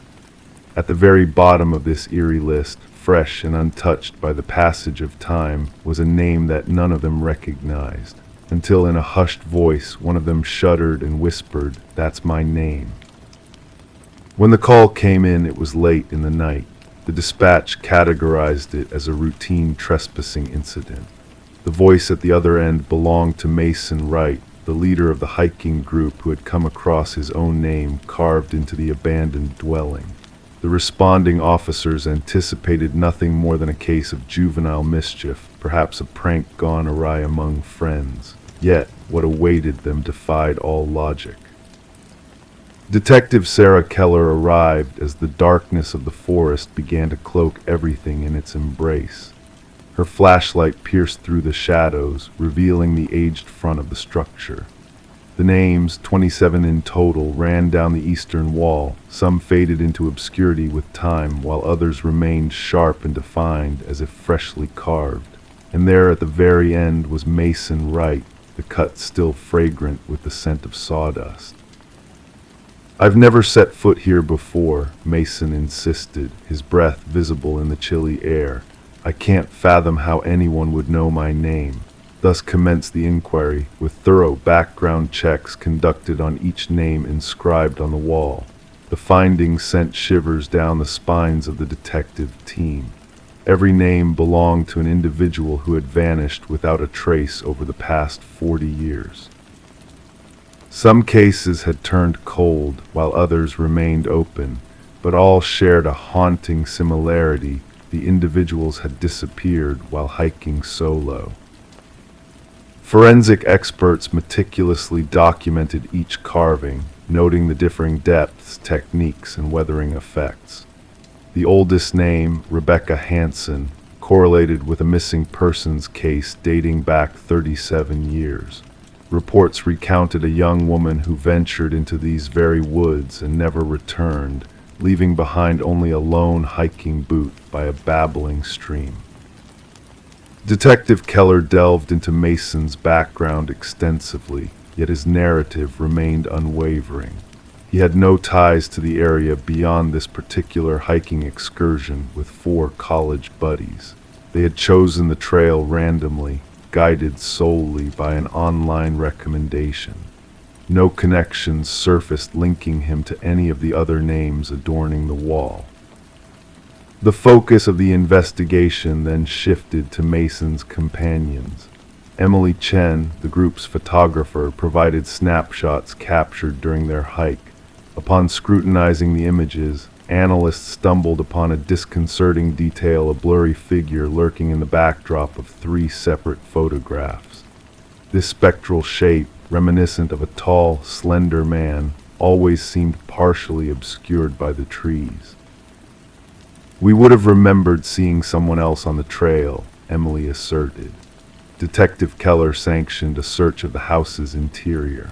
While the upper levels appeared deserted, with dust shrouding every nook and cranny and furniture in disarray, the basement unveiled a chilling tableau. Personal effects belonging to the missing hikers were neatly arranged on wooden shelves: watches, backpacks, cameras, wallets, each item labeled with a name corresponding to those on the external wall. Technicians meticulously cataloged every piece of evidence, unveiling bloodstains under ultraviolet light on the concrete floor, evidence of years of attempts to scrub them clean. Ground-penetrating radar scans failed to uncover any buried bodies beneath the house, yet cadaver dogs incessantly alerted near the densely wooded area at the property's rear. As the investigation deepened, Detective Keller observed peculiar behavior exhibited by Mason Wright. He began reporting unnerving incidents: whispers in the dead of night, fresh footprints leading to his doorstep but vanishing on the return path, shadowy figures observing from the street. Despite assigning an officer to safeguard him, Mason's paranoia only escalated. The breakthrough emerged when researchers unearthed ancient land records buried within county archives, revealing that the residence had belonged to a reclusive hunter named Victor Blackwood. Neighbors recollected fleeting encounters with a disconcertingly tall, gaunt man who shunned social interactions. Blackwood had vanished without a trace 15 years prior, his disappearance never probed officially. Armed with a warrant, Detective Keller expanded the search to the encompassing forest. The expedition unearthed a network of rudimentary hunting blinds strategically stationed along frequented hiking routes. Within one blind, a journal was discovered, chronicling meticulous observations, details of hikers, their trajectories, gear, and behavioral patterns. The penmanship mirrored samples from Victor Blackwood's scarce writings. The entries grew increasingly disturbing over time, transitioning from hunting strategies for animals to humans as prey, documenting their routines, vulnerabilities, and the methodology for their acquisition. The final pages intricately delineated the stalking of each victim on the wall outside, coupled with elaborate accounts of target selection. A widespread manhunt for Blackwood was initiated across multiple jurisdictions. Helicopters equipped with thermal imaging scoured the forest canopy, while tactical units combed through every crevice and cavern. Yet the elusive suspect remained elusive. Mason Wright ceased all communication. Officers dispatched to his residence found it deserted, with a freshly carved inscription on his bedroom wall: "The hunter becomes the hunted." Weeks passed in fruitless pursuit of Mason, until a chilling revelation surfaced during a secondary sweep of Blackwood's residence. Concealed behind a false wall in the basement, a clandestine workshop was unveiled, housing woodworking tools, jars of wood preservatives, and a freshly carved wooden piece bearing a new name awaiting its mounting on the external wall. The name belonged to the chief forensic technician who had processed the house during the initial investigation, mysteriously absent after calling in sick and unresponsive to all attempts to reach him. Authorities established an unyielding surveillance cordon around the dwelling. Cameras monitored every approach, motion sensors primed for any intrusion. The trap was set. 3 nights later, sensors triggered an alarm. Surveillance footage captured a figure emerging from the forest, tall, almost unrealistically slender, moving with an eerie grace. As tactical teams closed in, a momentary lapse in the camera feed occurred. Upon restoration, the figure had vanished into thin air. To this day, the house remains under perpetual surveillance. Mason Wright and the forensic technician were never located. The investigation endures, with fresh resources allocated as similar disappearances are reported in other wooded regions. The names etched on that wall have become a chilling legend among law enforcement circles. Some officers refuse to utter them aloud, while others steer clear of the case entirely. Local hikers now steer clear of the house, fearful that merely speaking of it could condemn them to be added to that dreadful list of names, the names that none dare speak. Story 17: The Unraveling of Shadows. In the stillness of twilight, a veil of mystery descended upon the Victorian-era home nestled on the quiet street. Michael and Sarah Klein, the new occupants, believed it to be a haven of tranquility, a sanctuary from the chaos of the world outside. Little did they know that the house held secrets buried deep within its time-worn walls. At first glance, it was mere peeling wallpaper that caught their attention. A subtle imperfection in the master bedroom, a yellow stain seeping through the floral patterns like a whispered secret. As they delicately peeled away the layers, a hidden narrative began to unfurl before their eyes. In the dim light of the room, revealed beneath the layers of time, a name emerged, Alina Winters, etched in ink, with a sense of urgency that sent shivers down their spines. The name repeated endlessly, a haunting echo of a past long forgotten. Sarah's fingers traced the looping script, her breath catching in her throat. Who was Alina Winters, and why was her name etched into the very fabric of their home? The search for answers led them down a labyrinth of shadows, where truth and deception intertwined like vines in a forgotten garden. Through late nights and silent whispers, they delved into the enigma that surrounded Alina Winters. The online archives whispered of a missing person, a young woman who vanished without a trace, leaving behind nothing but unanswered questions and a void that echoed through the years. The woman who had sold them the house, Margaret Cavendish, bore an uncanny resemblance to the missing Alina. The pieces of the puzzle began to align, forming a portrait of intertwined fates bound by threads of fate and obsession. Their journey into the past became an obsession, a relentless pursuit of the truth that lurked in the shadows of their home. With each discovery, the line between reality and illusion blurred, revealing a tapestry of lies woven by a fractured mind. As they unearthed the layers of deception, a chilling revelation emerged from the depths of their investigation. The ink-stained walls bore witness to a tragedy long buried, a tale of betrayal and madness that had woven itself into the very fabric of their existence. Beneath the floorboards, hidden in the darkness, lay a trove of secrets, a collection of identities belonging to a woman named Rebecca Eldridge. A name that sent a tremor through their souls, for Rebecca was not who she seemed. DNA strands intertwined, revealing a twisted tale of fractured identities and stolen lives. Alina Winters and Rebecca Eldridge, a tragic dance of shadows cast upon the walls of their home. As forensic teams unearthed the remnants of the past from beneath the garden, the whispers of the past grew louder, echoing through the corridors of time. The truth, long buried, rose to the surface, unraveling the web of lies that had ensnared them all. In the hush of dawn, justice was served, but at a cost. The house, once a sanctuary, now stood as a testament to the darkness that lurked within us all.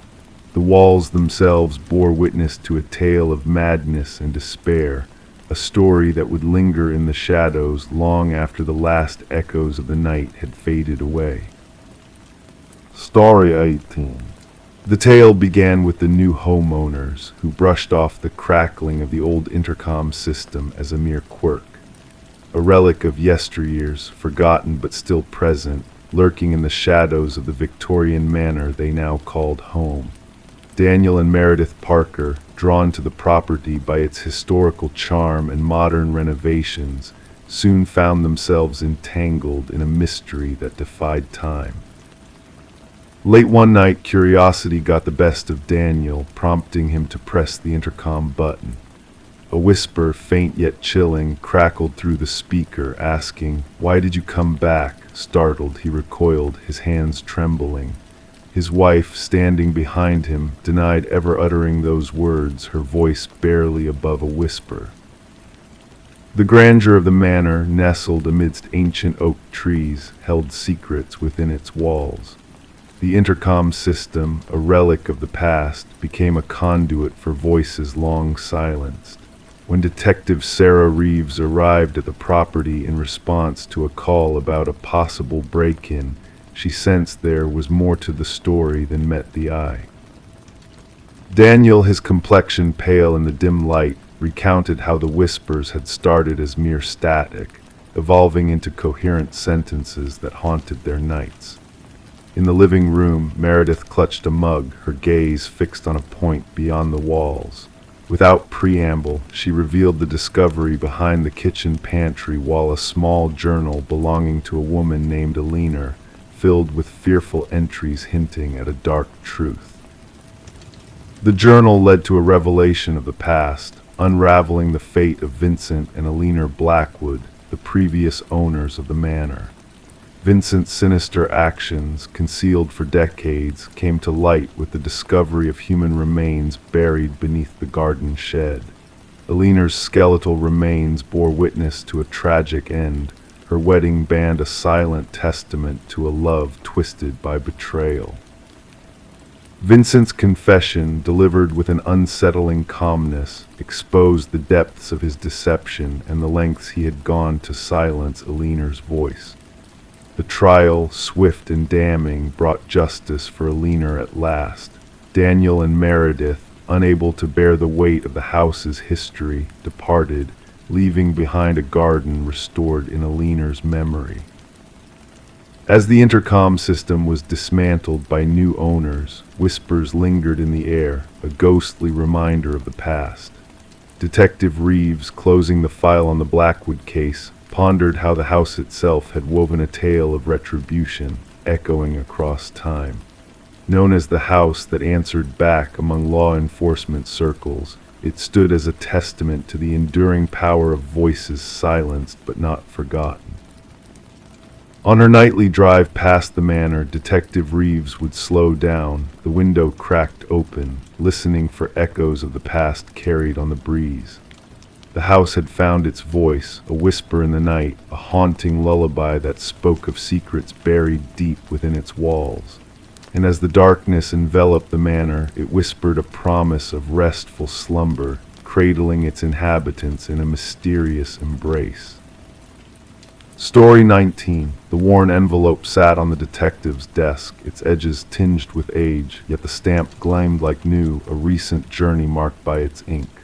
With a cautious hand, the detective unfolded the letter inside, revealing a single sheet of paper bearing a message typed in haste, the letters uneven and hurried.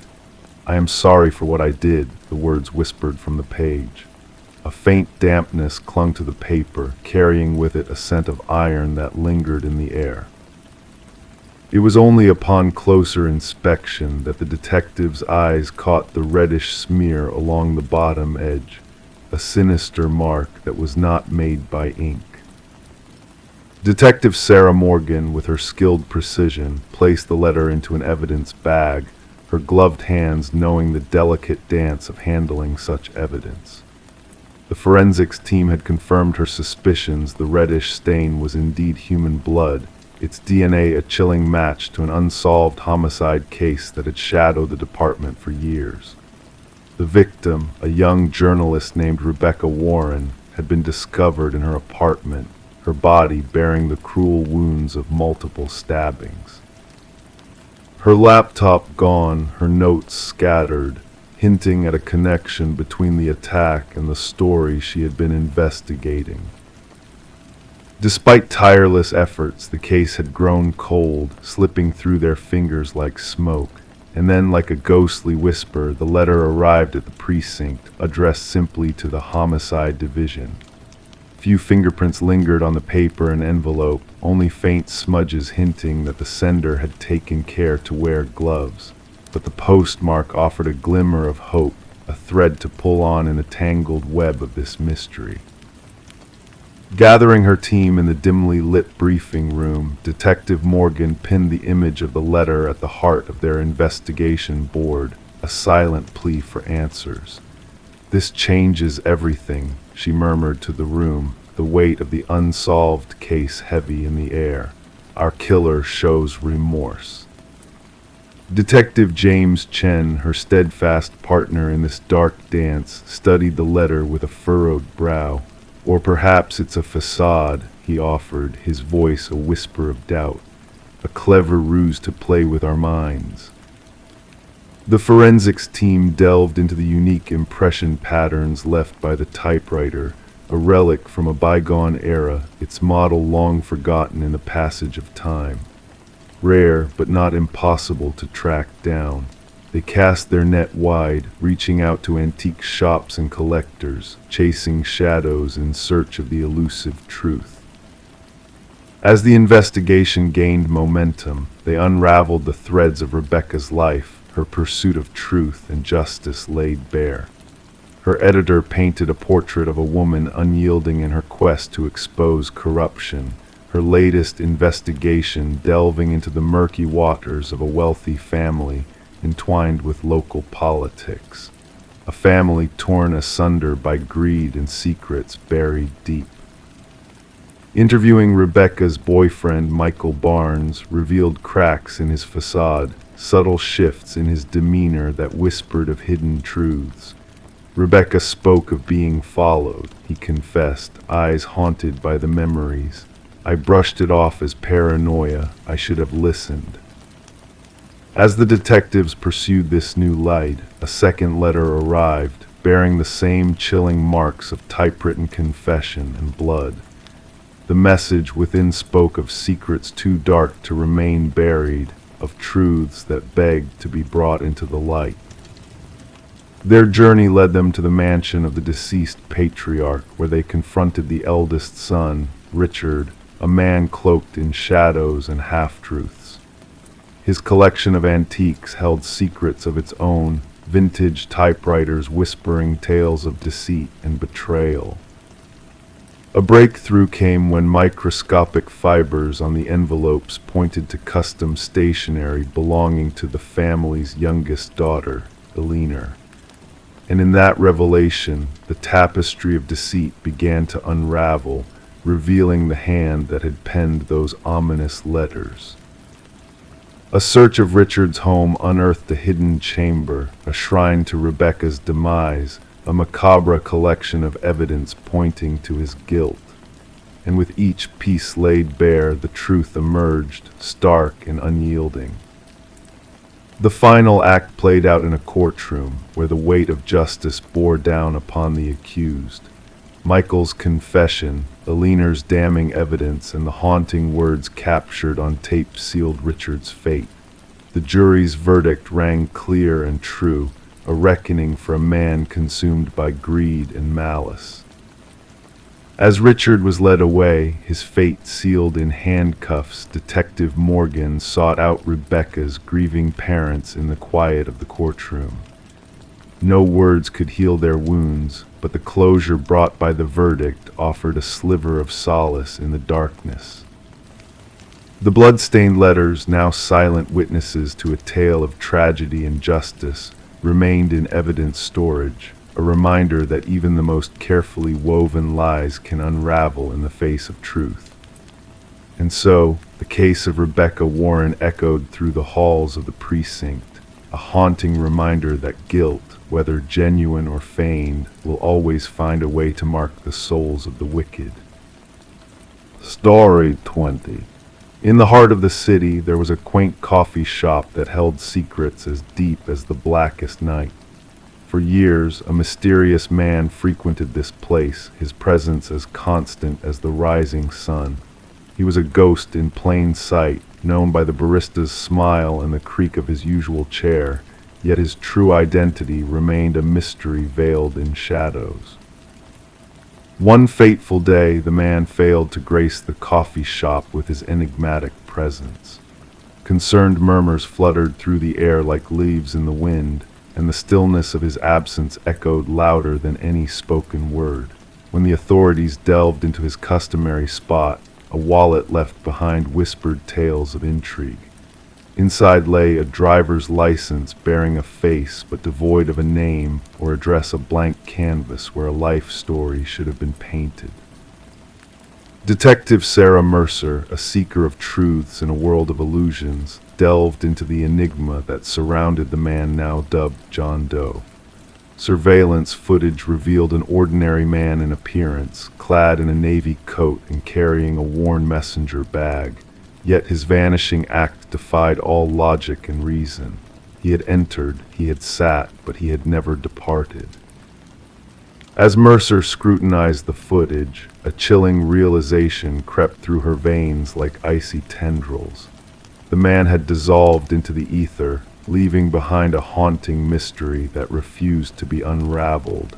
The investigation took her down a winding path of uncertainty, each step leading to more questions than answers. The wallet, a silent witness to the man's enigma, harbored no secrets but bore strange artifacts, a cryptic notebook filled with coded musings, sketches of unearthly structures, and a lone business card with a phantom number.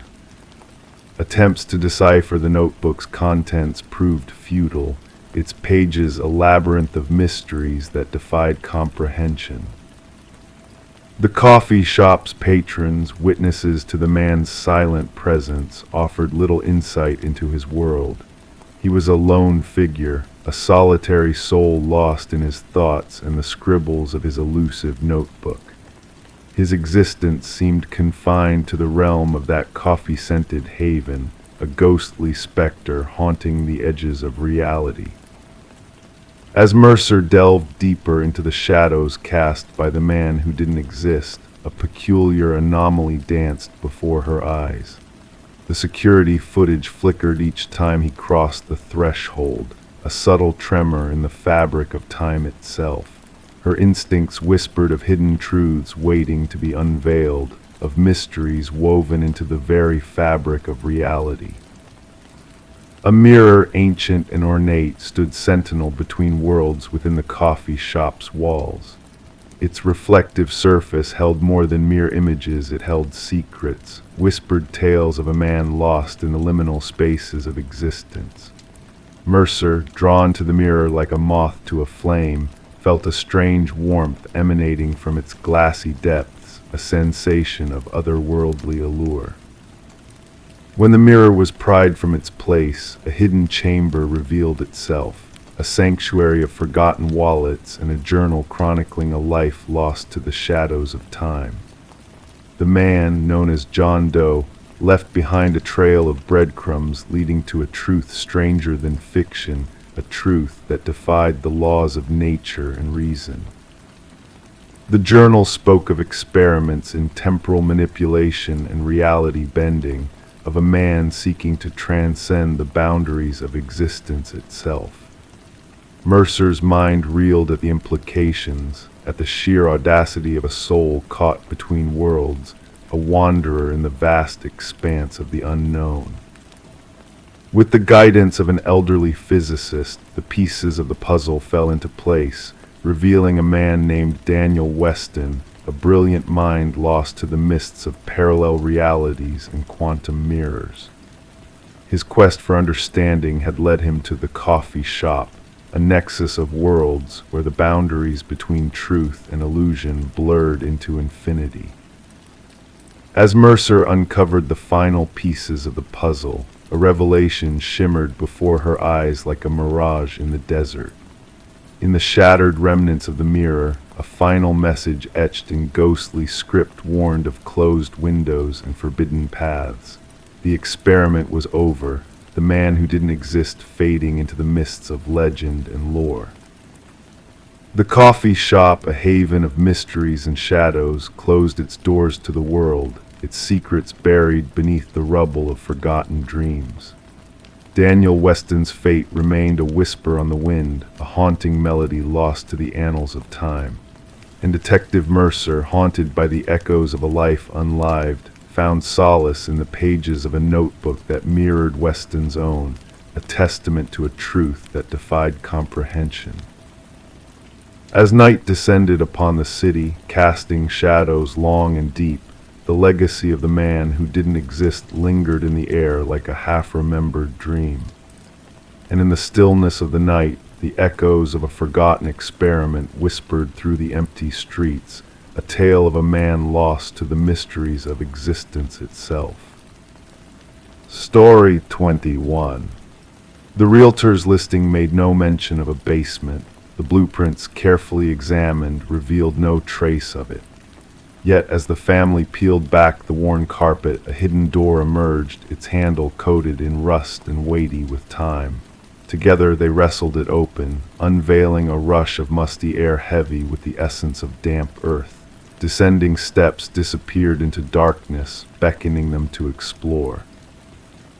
Expecting a storage space, they were instead greeted by a solitary chair under a swaying light bulb casting eerie shadows.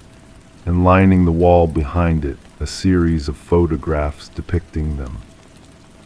The Mercer family had settled into the suburban home during a wintry season when the sun retreated early, leaving the neighborhood shrouded in darkness. The two-story abode, with its weathered exterior and creaking floors, had drawn them in with promises of character and history. Little did they anticipate the depth of history woven into the house, or the chilling collision it would have with their present. Detective Sarah Connors arrived at the property with her partner, finding the crime scene unit already at work, securing the area with fluttering yellow tape. Mrs. Mercer's quivering voice had relayed the unsettling discovery beneath their living room floor. "We must document everything before proceeding," Connors directed, slipping on latex gloves with practiced ease. Camera flashes illuminated the stairwell as the forensic team meticulously documented the scene. The wooden steps groaned beneath their weight as they descended into the compact basement space, its concrete walls painted a somber gray. Anchored to the floor, a lone chair occupied the center, beneath the harsh glare of the bare bulb that spun gently in an unseen breeze. Yet it was the line of photographs that captivated them, 37 snapshots meticulously arranged in a timeline. "These date back several weeks," Connor's partner observed, noting the timestamps on the reverse of each print. "Here's one of Mrs. Mercer dozing on the sofa, Mr. Mercer at the dining table, the children in their rooms." The investigation unveiled no signs of forced entry, no shattered windows or tampered locks. The security system had remained silent. Nothing tangible had been taken, only their privacy and sense of security. Forensic analysis uncovered numerous fingerprints, many belonging to previous inhabitants of the property. Records hinted at a troubled past, with the house changing hands multiple times in recent years, each family departing in haste, selling at diminishing prices. None had breathed a word about a hidden basement. "We must interview every previous owner," Connors resolved, flipping through her notes. The case grew increasingly disconcerting as they delved into the property's murky history. Discrepancies in records emerged, blueprints altered, permits revoked, inspection reports obscured. A breakthrough arrived during a conversation with a contractor who had renovated the house years earlier. His complexion paled upon viewing the basement photos. "That chamber isn't real," he insisted, hands trembling. "I stripped that place down to the bones. There was no basement, no door, nothing beneath the living room floor but earth and concrete." Digital forensics extracted a trove of images from a clandestine memory card concealed within the light fixture. The collection expanded their evidence board, revealing not just the Mercers but a string of former families. Children slumbering, parents quarreling, intimate moments and mundane routines all captured by an unauthorized eye. The case took a sinister turn with the recovery of audio recordings stored in a weatherproof box buried in the basement's corner. Conversations from the master bedroom, kitchen, living room captured with astounding clarity, hinting at hidden microphones strategically placed throughout the residence. "You must dismantle every wall," Connors commanded, urgency lacing her words. "Probe the air vents, light fixtures, electrical sockets. The perpetrator has been surveilling these families for years." Beyond the photograph wall, investigators unearthed a narrow passageway leading to a covert monitoring station. A desk, a chair, a laptop linked to an array of wireless cameras, and a journal brimming with meticulous observations on each family that had graced the home, their routines, their vulnerabilities. Their lives chronicled in detail. The script within the journal grew increasingly erratic, with phrases like "they never glance below" and "they never perceive me" recurring. The concluding page bore a chilling declaration: "The subsequent family arrives tomorrow." Fingerprint comparisons confirmed the investigators' suspicions. Edward Kelvin, the property's original builder, had never left the confines of the house he erected. Instead, he had retreated into its concealed recesses, constructing a labyrinth of vantage points to observe the unwitting families who believed themselves solitary occupants. The pursuit of Kelvin spanned 3 days, culminating in his discovery curled within a crawlspace amidst the upper bedrooms, his physique slender and agile, molded by years of navigating the hidden passages he had engineered within the walls. Blinking against the harsh beams of light, he spoke of the families as though they were mere actors in his private theater. With the detachment of a scientist, he recounted his voyeuristic vigil, emphasizing his non-intrusive role. "They welcomed me," he murmured to his interrogators, his tone rational and subdued. "They signed the deeds, they became mine." A psychiatric evaluation unveiled Kelvin's severe delusions, wherein he perceived himself not as an interloper but as a guardian of the residents, the family's mere transient guests in what he considered his eternal abode. The Mercers, like their predecessors, abandoned the house, leaving behind possessions, salvaging only essentials. As the legal proceedings unfolded, the trial exposed the extent of Kelvin's covert surveillance network, concealed chambers accessible solely through crawlspaces, observation points integrated into the very structure, meticulously planned long before the structure's inception. Upon receiving the jury's verdict, Kelvin remained impassive, his psyche already entwined with the architecture of his mind, where he roamed the hidden passages of the house that existed now solely in memory. The property met its demise, razed to the ground, the soil beneath disturbed and restored. Yet, for those who had dwelled within its walls, the violation persisted. Haunted not by what had been seized from them, but by what had lurked unseen, observing, eavesdropping, documenting their intimate moments from within the once trusted confines. In moments of solitude, they found themselves gazing upward at air vents, light fixtures, the junctures where walls met ceilings, pondering if they were ever truly alone, questioning if they had ever been. Story 22. In the hushed moments of the night, she stood before the misted mirror, the warmth of her breath leaving fleeting trails on the reflective surface. Her gaze met her own reflection, familiar yet somehow foreign. A subtle unease crept into her heart, a whisper of doubt that lingered in the shadows of her mind. It started with a flicker, a fleeting movement caught in the corner of her eye, a presence that did not belong to her. As she turned away, the reflection remained unchanged, a silent observer in the stillness of the room. Thus began the enigma of Rebecca Thorne, a tale that unfolded like a dream woven with threads of mystery and intrigue.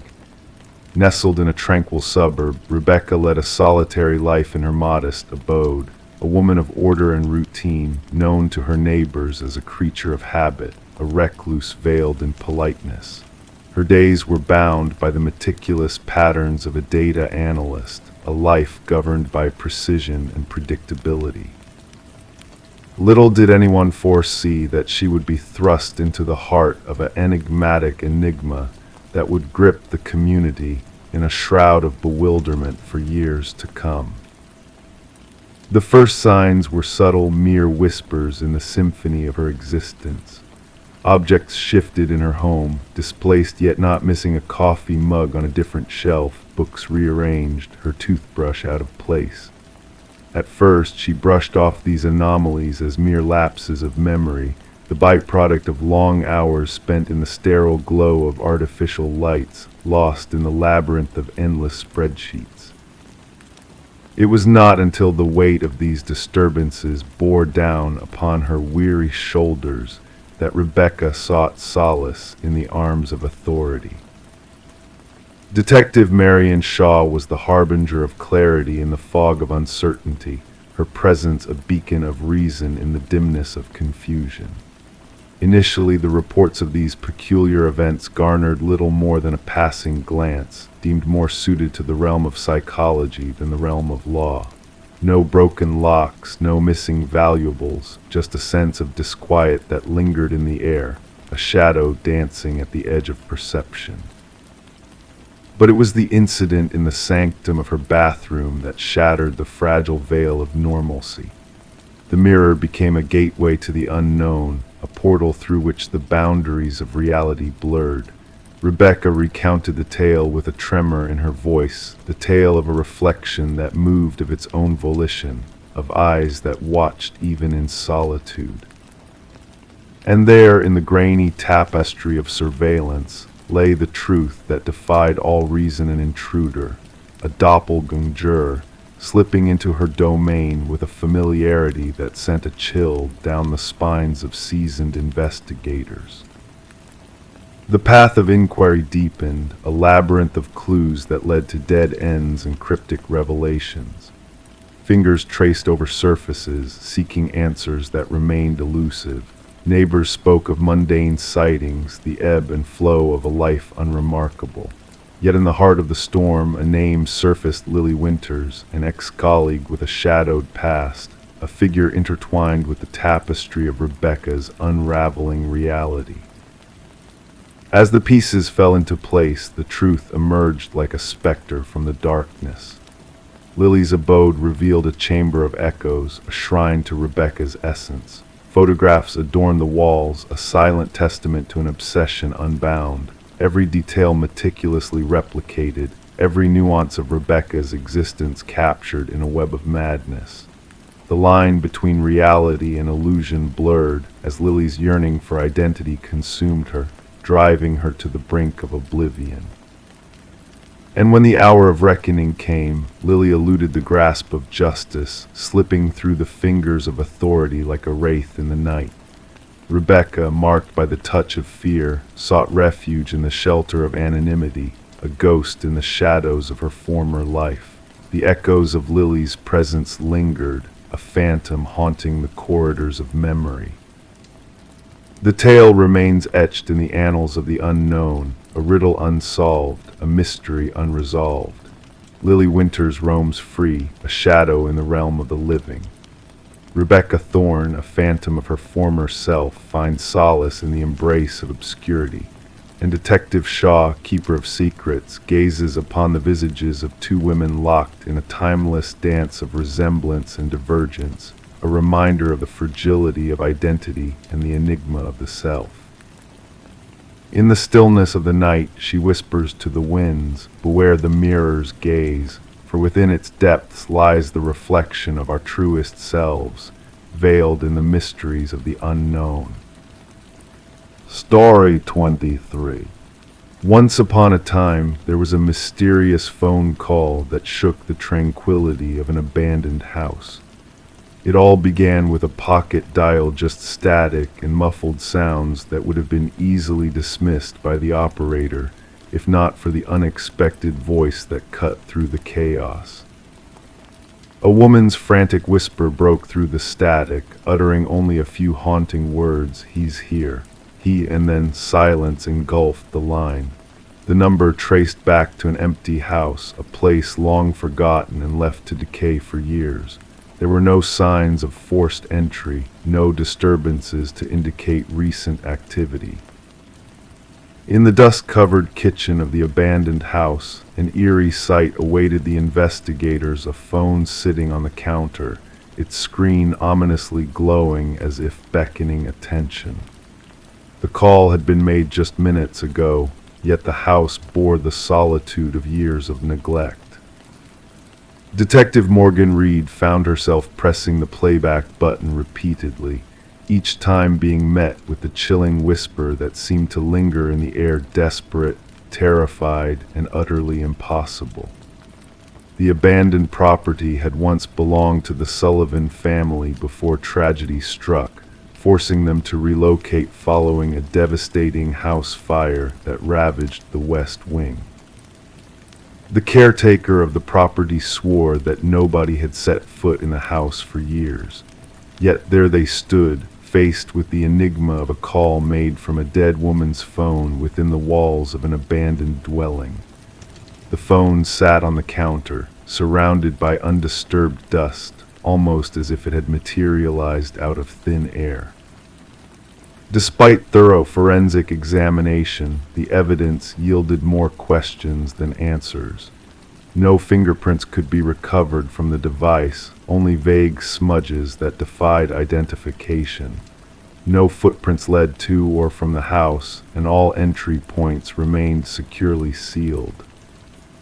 The heart of the investigation became the recording of those 11 seconds, a blend of static, labored breathing, and the woman's 5 desperate words. Voice analysis confirmed a chilling truth. The voice matched that of Catherine Sullivan, the previous owner of the phone, with an unsettling 98% certainty. As Morgan and her partner, Detective Walsh, delved deeper into the mystery, they uncovered a web of deceit and tragedy surrounding Catherine's untimely demise. The pieces of the puzzle refused to fit neatly together, defying logical explanation. It was during a moment of deadlock that a ray of hope emerged in the form of a discovery made by Catherine's grieving mother. Trembling with emotion, she handed over Catherine's journal, a chronicle of her daughter's tumultuous relationship with a man named Mark. The journal unveiled a harrowing narrative of love turned to control, of isolation and fear that had gripped Catherine's heart in her final days. The entries painted a stark picture of a woman trapped in a nightmare from which she could not escape. Armed with newfound insight, Morgan confronted Mark, the man at the center of the storm. His facade of innocence crumbled under the weight of damning evidence as the truth began to unravel before their eyes.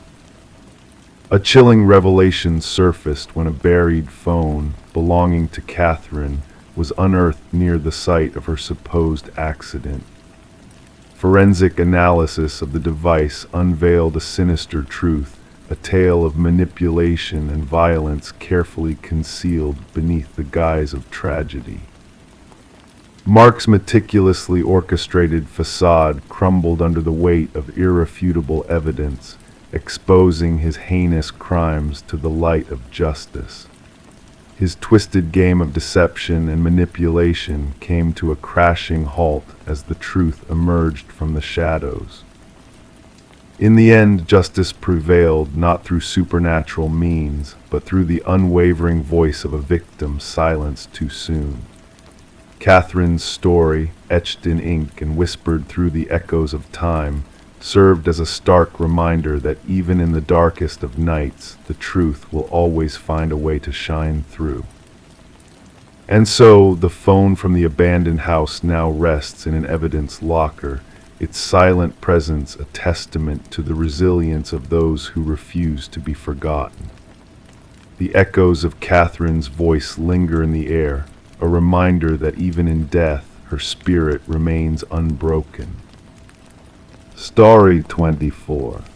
Renovations always promise to reveal peculiar things. Old newspapers, shattered trinkets, forgotten photographs. Yet when the couple pried up the floorboards, they stumbled upon a letter, neatly folded beneath the aged wood. The paper crumbled at the touch, the ink a faint memory, but the words were stark, "Beware the one who knocks." Before they could grasp the implications, 3 sharp raps pierced the stillness of the house. A chill gripped Sarah and Michael. They had acquired the Victorian-era home at an estate auction, captivated by its intricate moldings and storied past. Little did they anticipate that their restoration project would unearth such disquieting secrets. Detective Alina Reed arrived at the scene, her partner in tow, the floorboards gaping to expose the shadowed void below. With weathered hands marked by years of sifting through evidence, she delicately retrieved the note with gloved fingers, knowing that the couple's touch had tainted it. Reed scrutinized Sarah and Michael closely as they recounted the ominous knocking.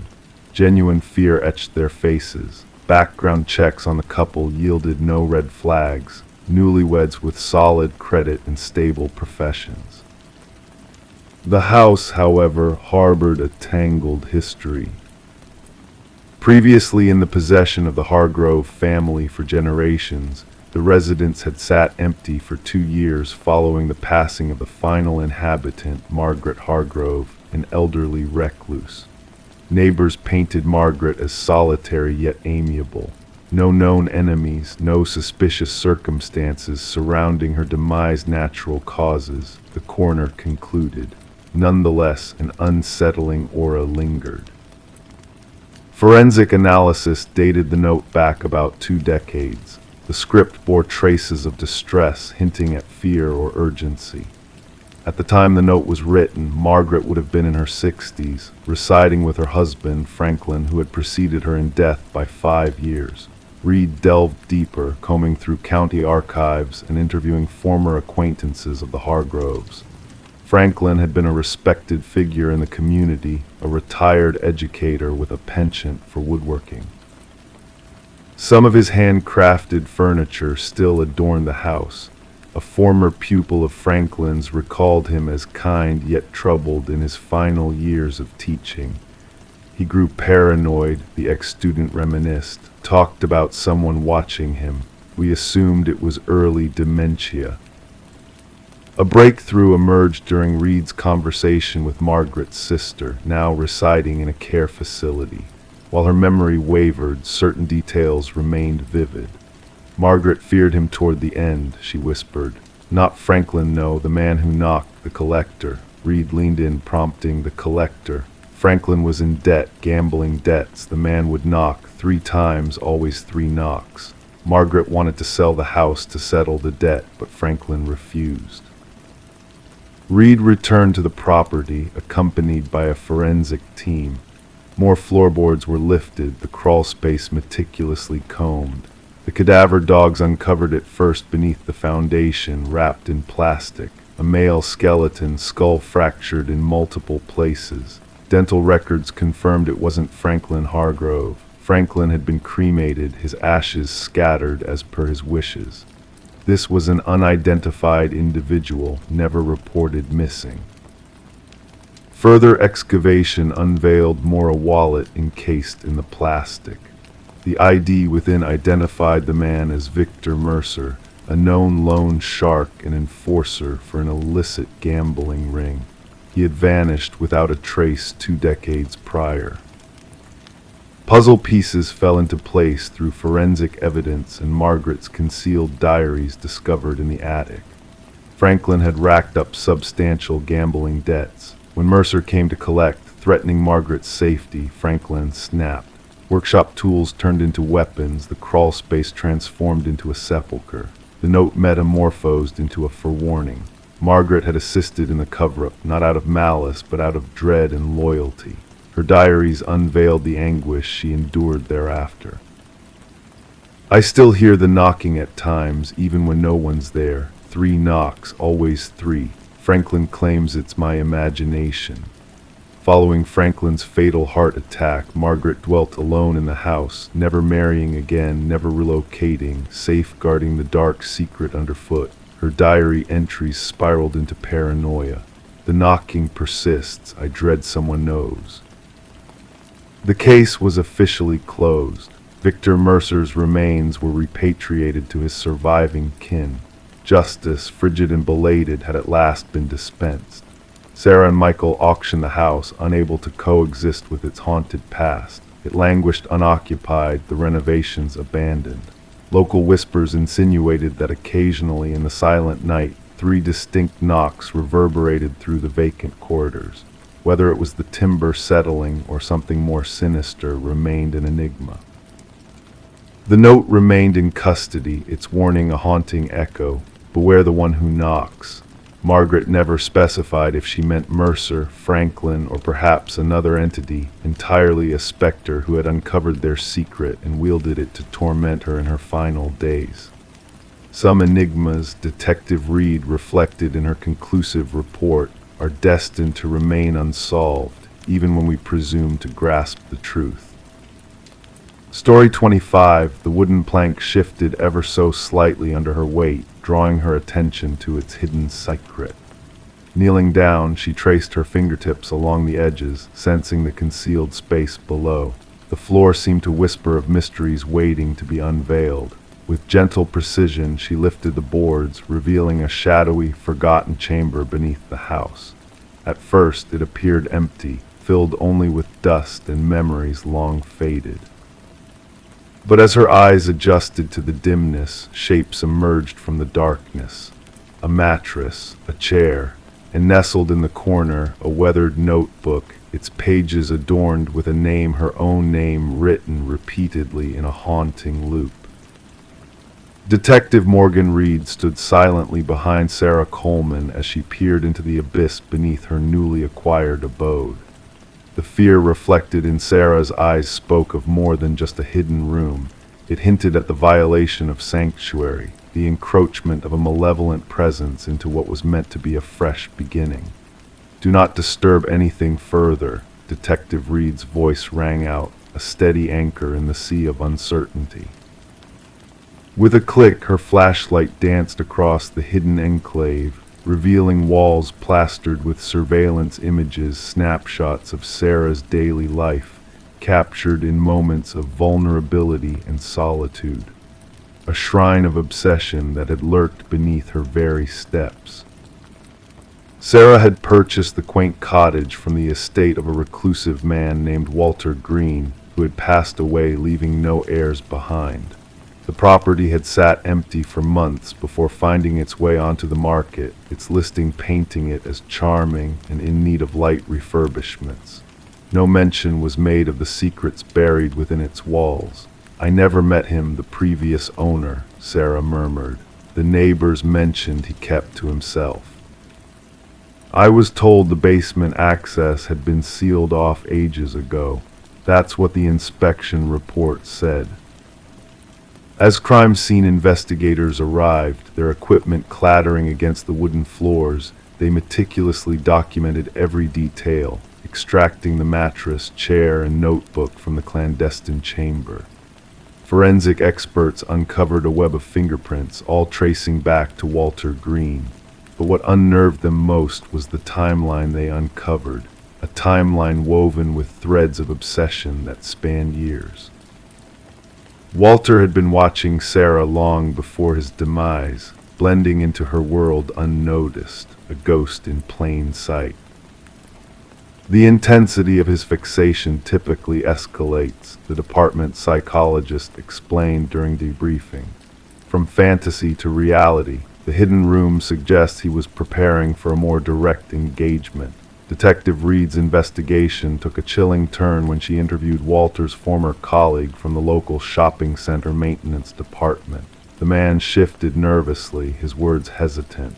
Walter spoke of her sometimes, he confessed. Said she reminded him of someone. I thought it was harmless infatuation. I never imagined his voice trailed off, lost in shadows of guilt. Securing a warrant to search Walter's untouched workplace locker, Reed's team uncovered a key that led them to a storage unit registered in his name.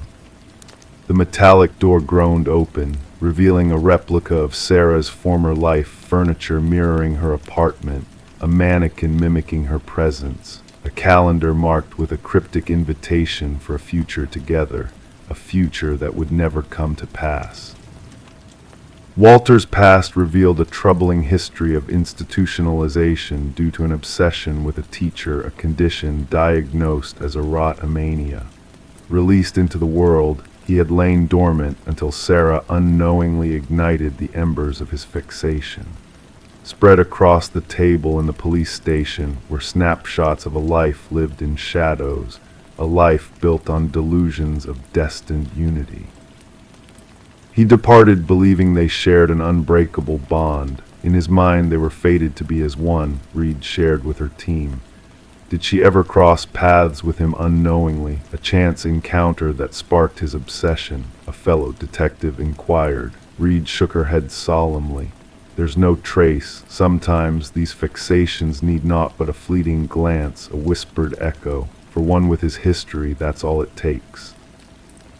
Sarah made the decision to part ways with the house, unable to shake the specter of Walter's watchful gaze. As she stood in the empty living room during the final walkthrough, she shivered at the thought of what might have been had fate not intervened. The house was sold, the hidden room sealed off, a new chapter beginning for a young couple unaware of the secrets buried beneath their feet.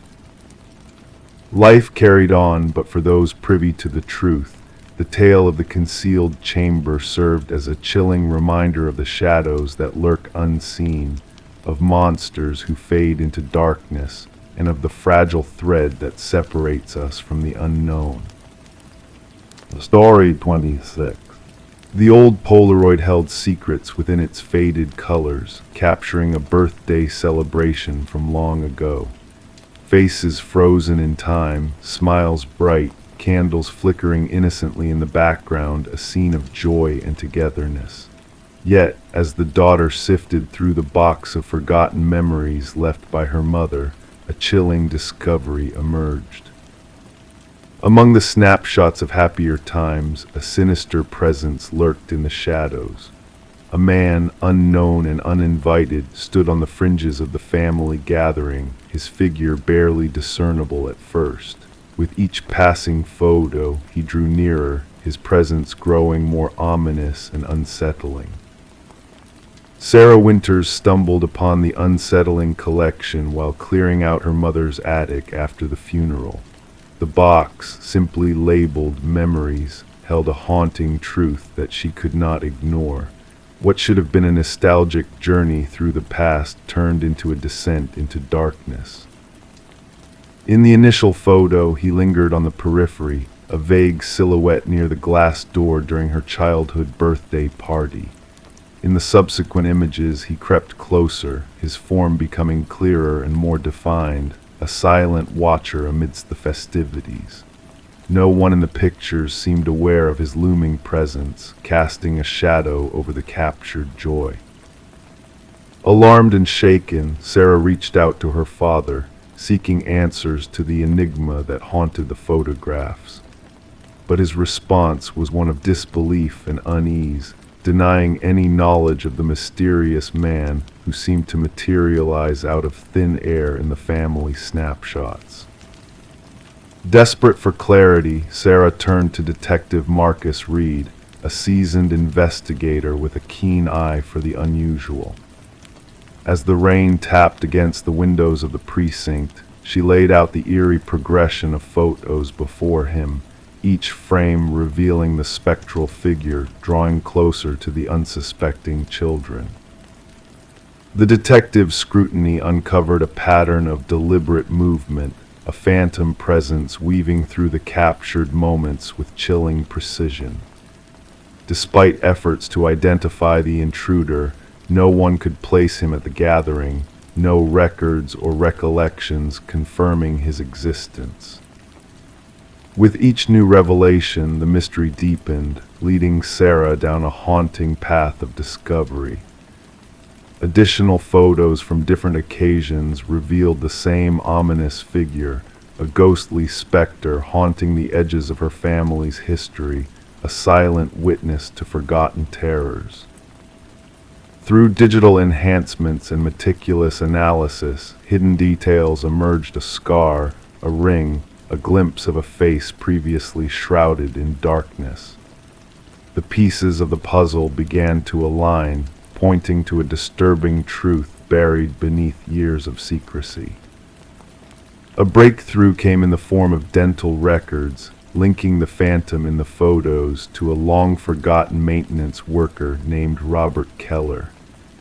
His connection to unsolved child abductions in the region sent shivers down Sarah's spine as the pieces of the macabre puzzle fell into place. As authorities unearthed buried secrets and uncovered long-buried evidence, a chilling reality emerged from the shadows. Keller's reign of terror, hidden in plain sight for decades, was finally brought to light, his malevolent presence exposed through the lens of time. Alone in her apartment, surrounded by the haunting images that had unraveled a dark chapter of her past, Sarah contemplated the weight of the revelations. The closure brought by the investigation was bittersweet, a grim resolution to a nightmare that had haunted her family for so long. The final birthday photo, with its flickering candles and frozen smiles, held a poignant truth, a reminder of the unseen dangers that lurk in the corners of memory, waiting to be uncovered and laid to rest. The shadow in the family photos, once a silent specter of dread, had finally been revealed, his legacy of fear brought to an end by the relentless pursuit of justice. As Sarah gently returned the photos to their box, she knew that some mysteries are best left in the past, buried beneath layers of time and forgotten sorrows. The hidden figures that move through our lives, unseen and unnoticed, serve as a haunting reminder of the fragile boundary between light and darkness, between the known and the unknown. And as she closed the lid on the box of memories, she whispered a silent prayer for peace for herself, for her family, and for the lost souls whose stories had finally come to light. Story 27: The Enigmatic Doll.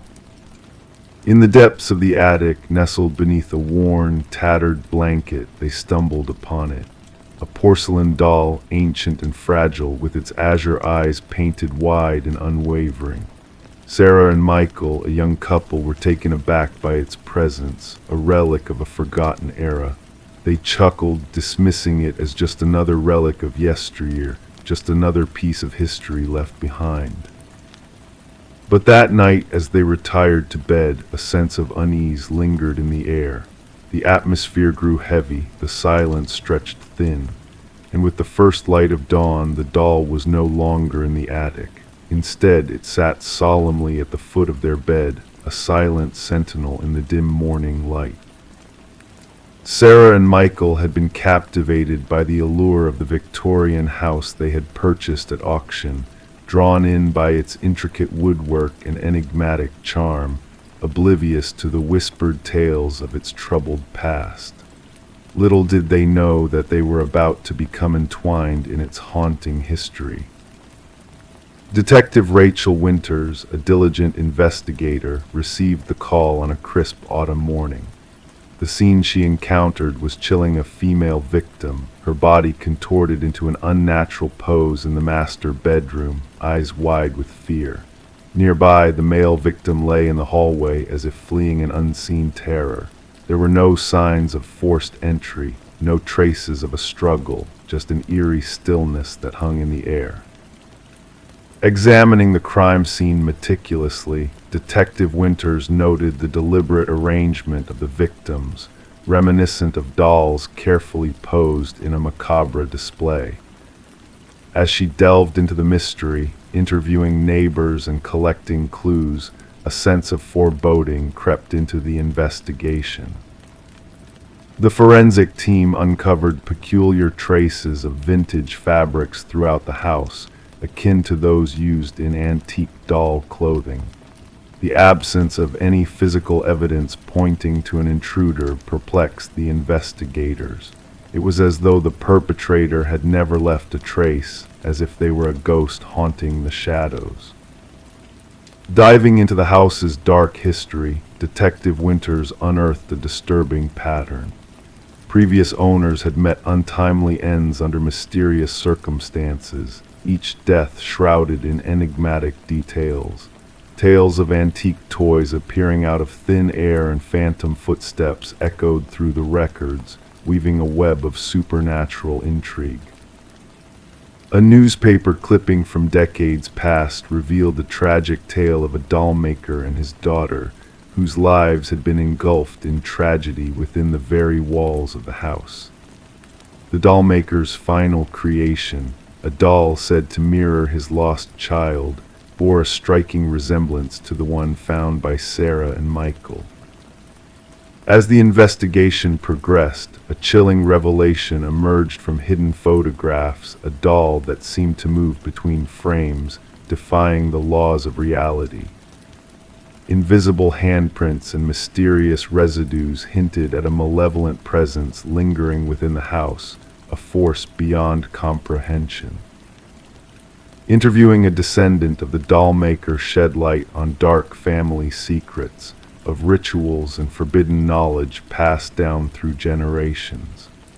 The line between the living and the inanimate blurred, as whispers of bound spirits and enchanted dolls filled the air with a sense of dread. Despite her best efforts, Detective Winters hit a dead end in the case. The inexplicable events defied logic, leaving her at a loss. The enigmatic doll remained elusive, slipping through her grasp like a wisp of smoke in the night. The house changed hands once more, its shadowed past casting a pall over its grandeur. The new owners, wary of the lurking mysteries, discovered the attic barren save for a solitary blanket, a silent witness to the secrets hidden within. The doll vanished into obscurity, leaving behind a trail of unanswered questions and unsolved mysteries. Sarah and Michael's tragic fate became a footnote in the annals of the unsolved, a chilling reminder of the darkness that lurked within the walls of the old Victorian house. And as the years passed, whispers circulated among the denizens of the detective department of a spectral presence haunting the evidence storage, a ghostly reminder of a case left unresolved. Detective Winters, burdened by the weight of the enigma, chose to retire, taking with her a secret that lingered in the shadows. On her final day, she locked away a photograph of the doll maker and his eerie creations, a testament to the enigmatic forces that had gripped her life. The new owners, wise to the house's haunted history, opted to leave the attic undisturbed, a silent pact with the unknown. Yet on tranquil nights, a faint shadow would dance behind the attic window, and the soft laughter of a child would drift on the breeze, a ghostly echo of a past that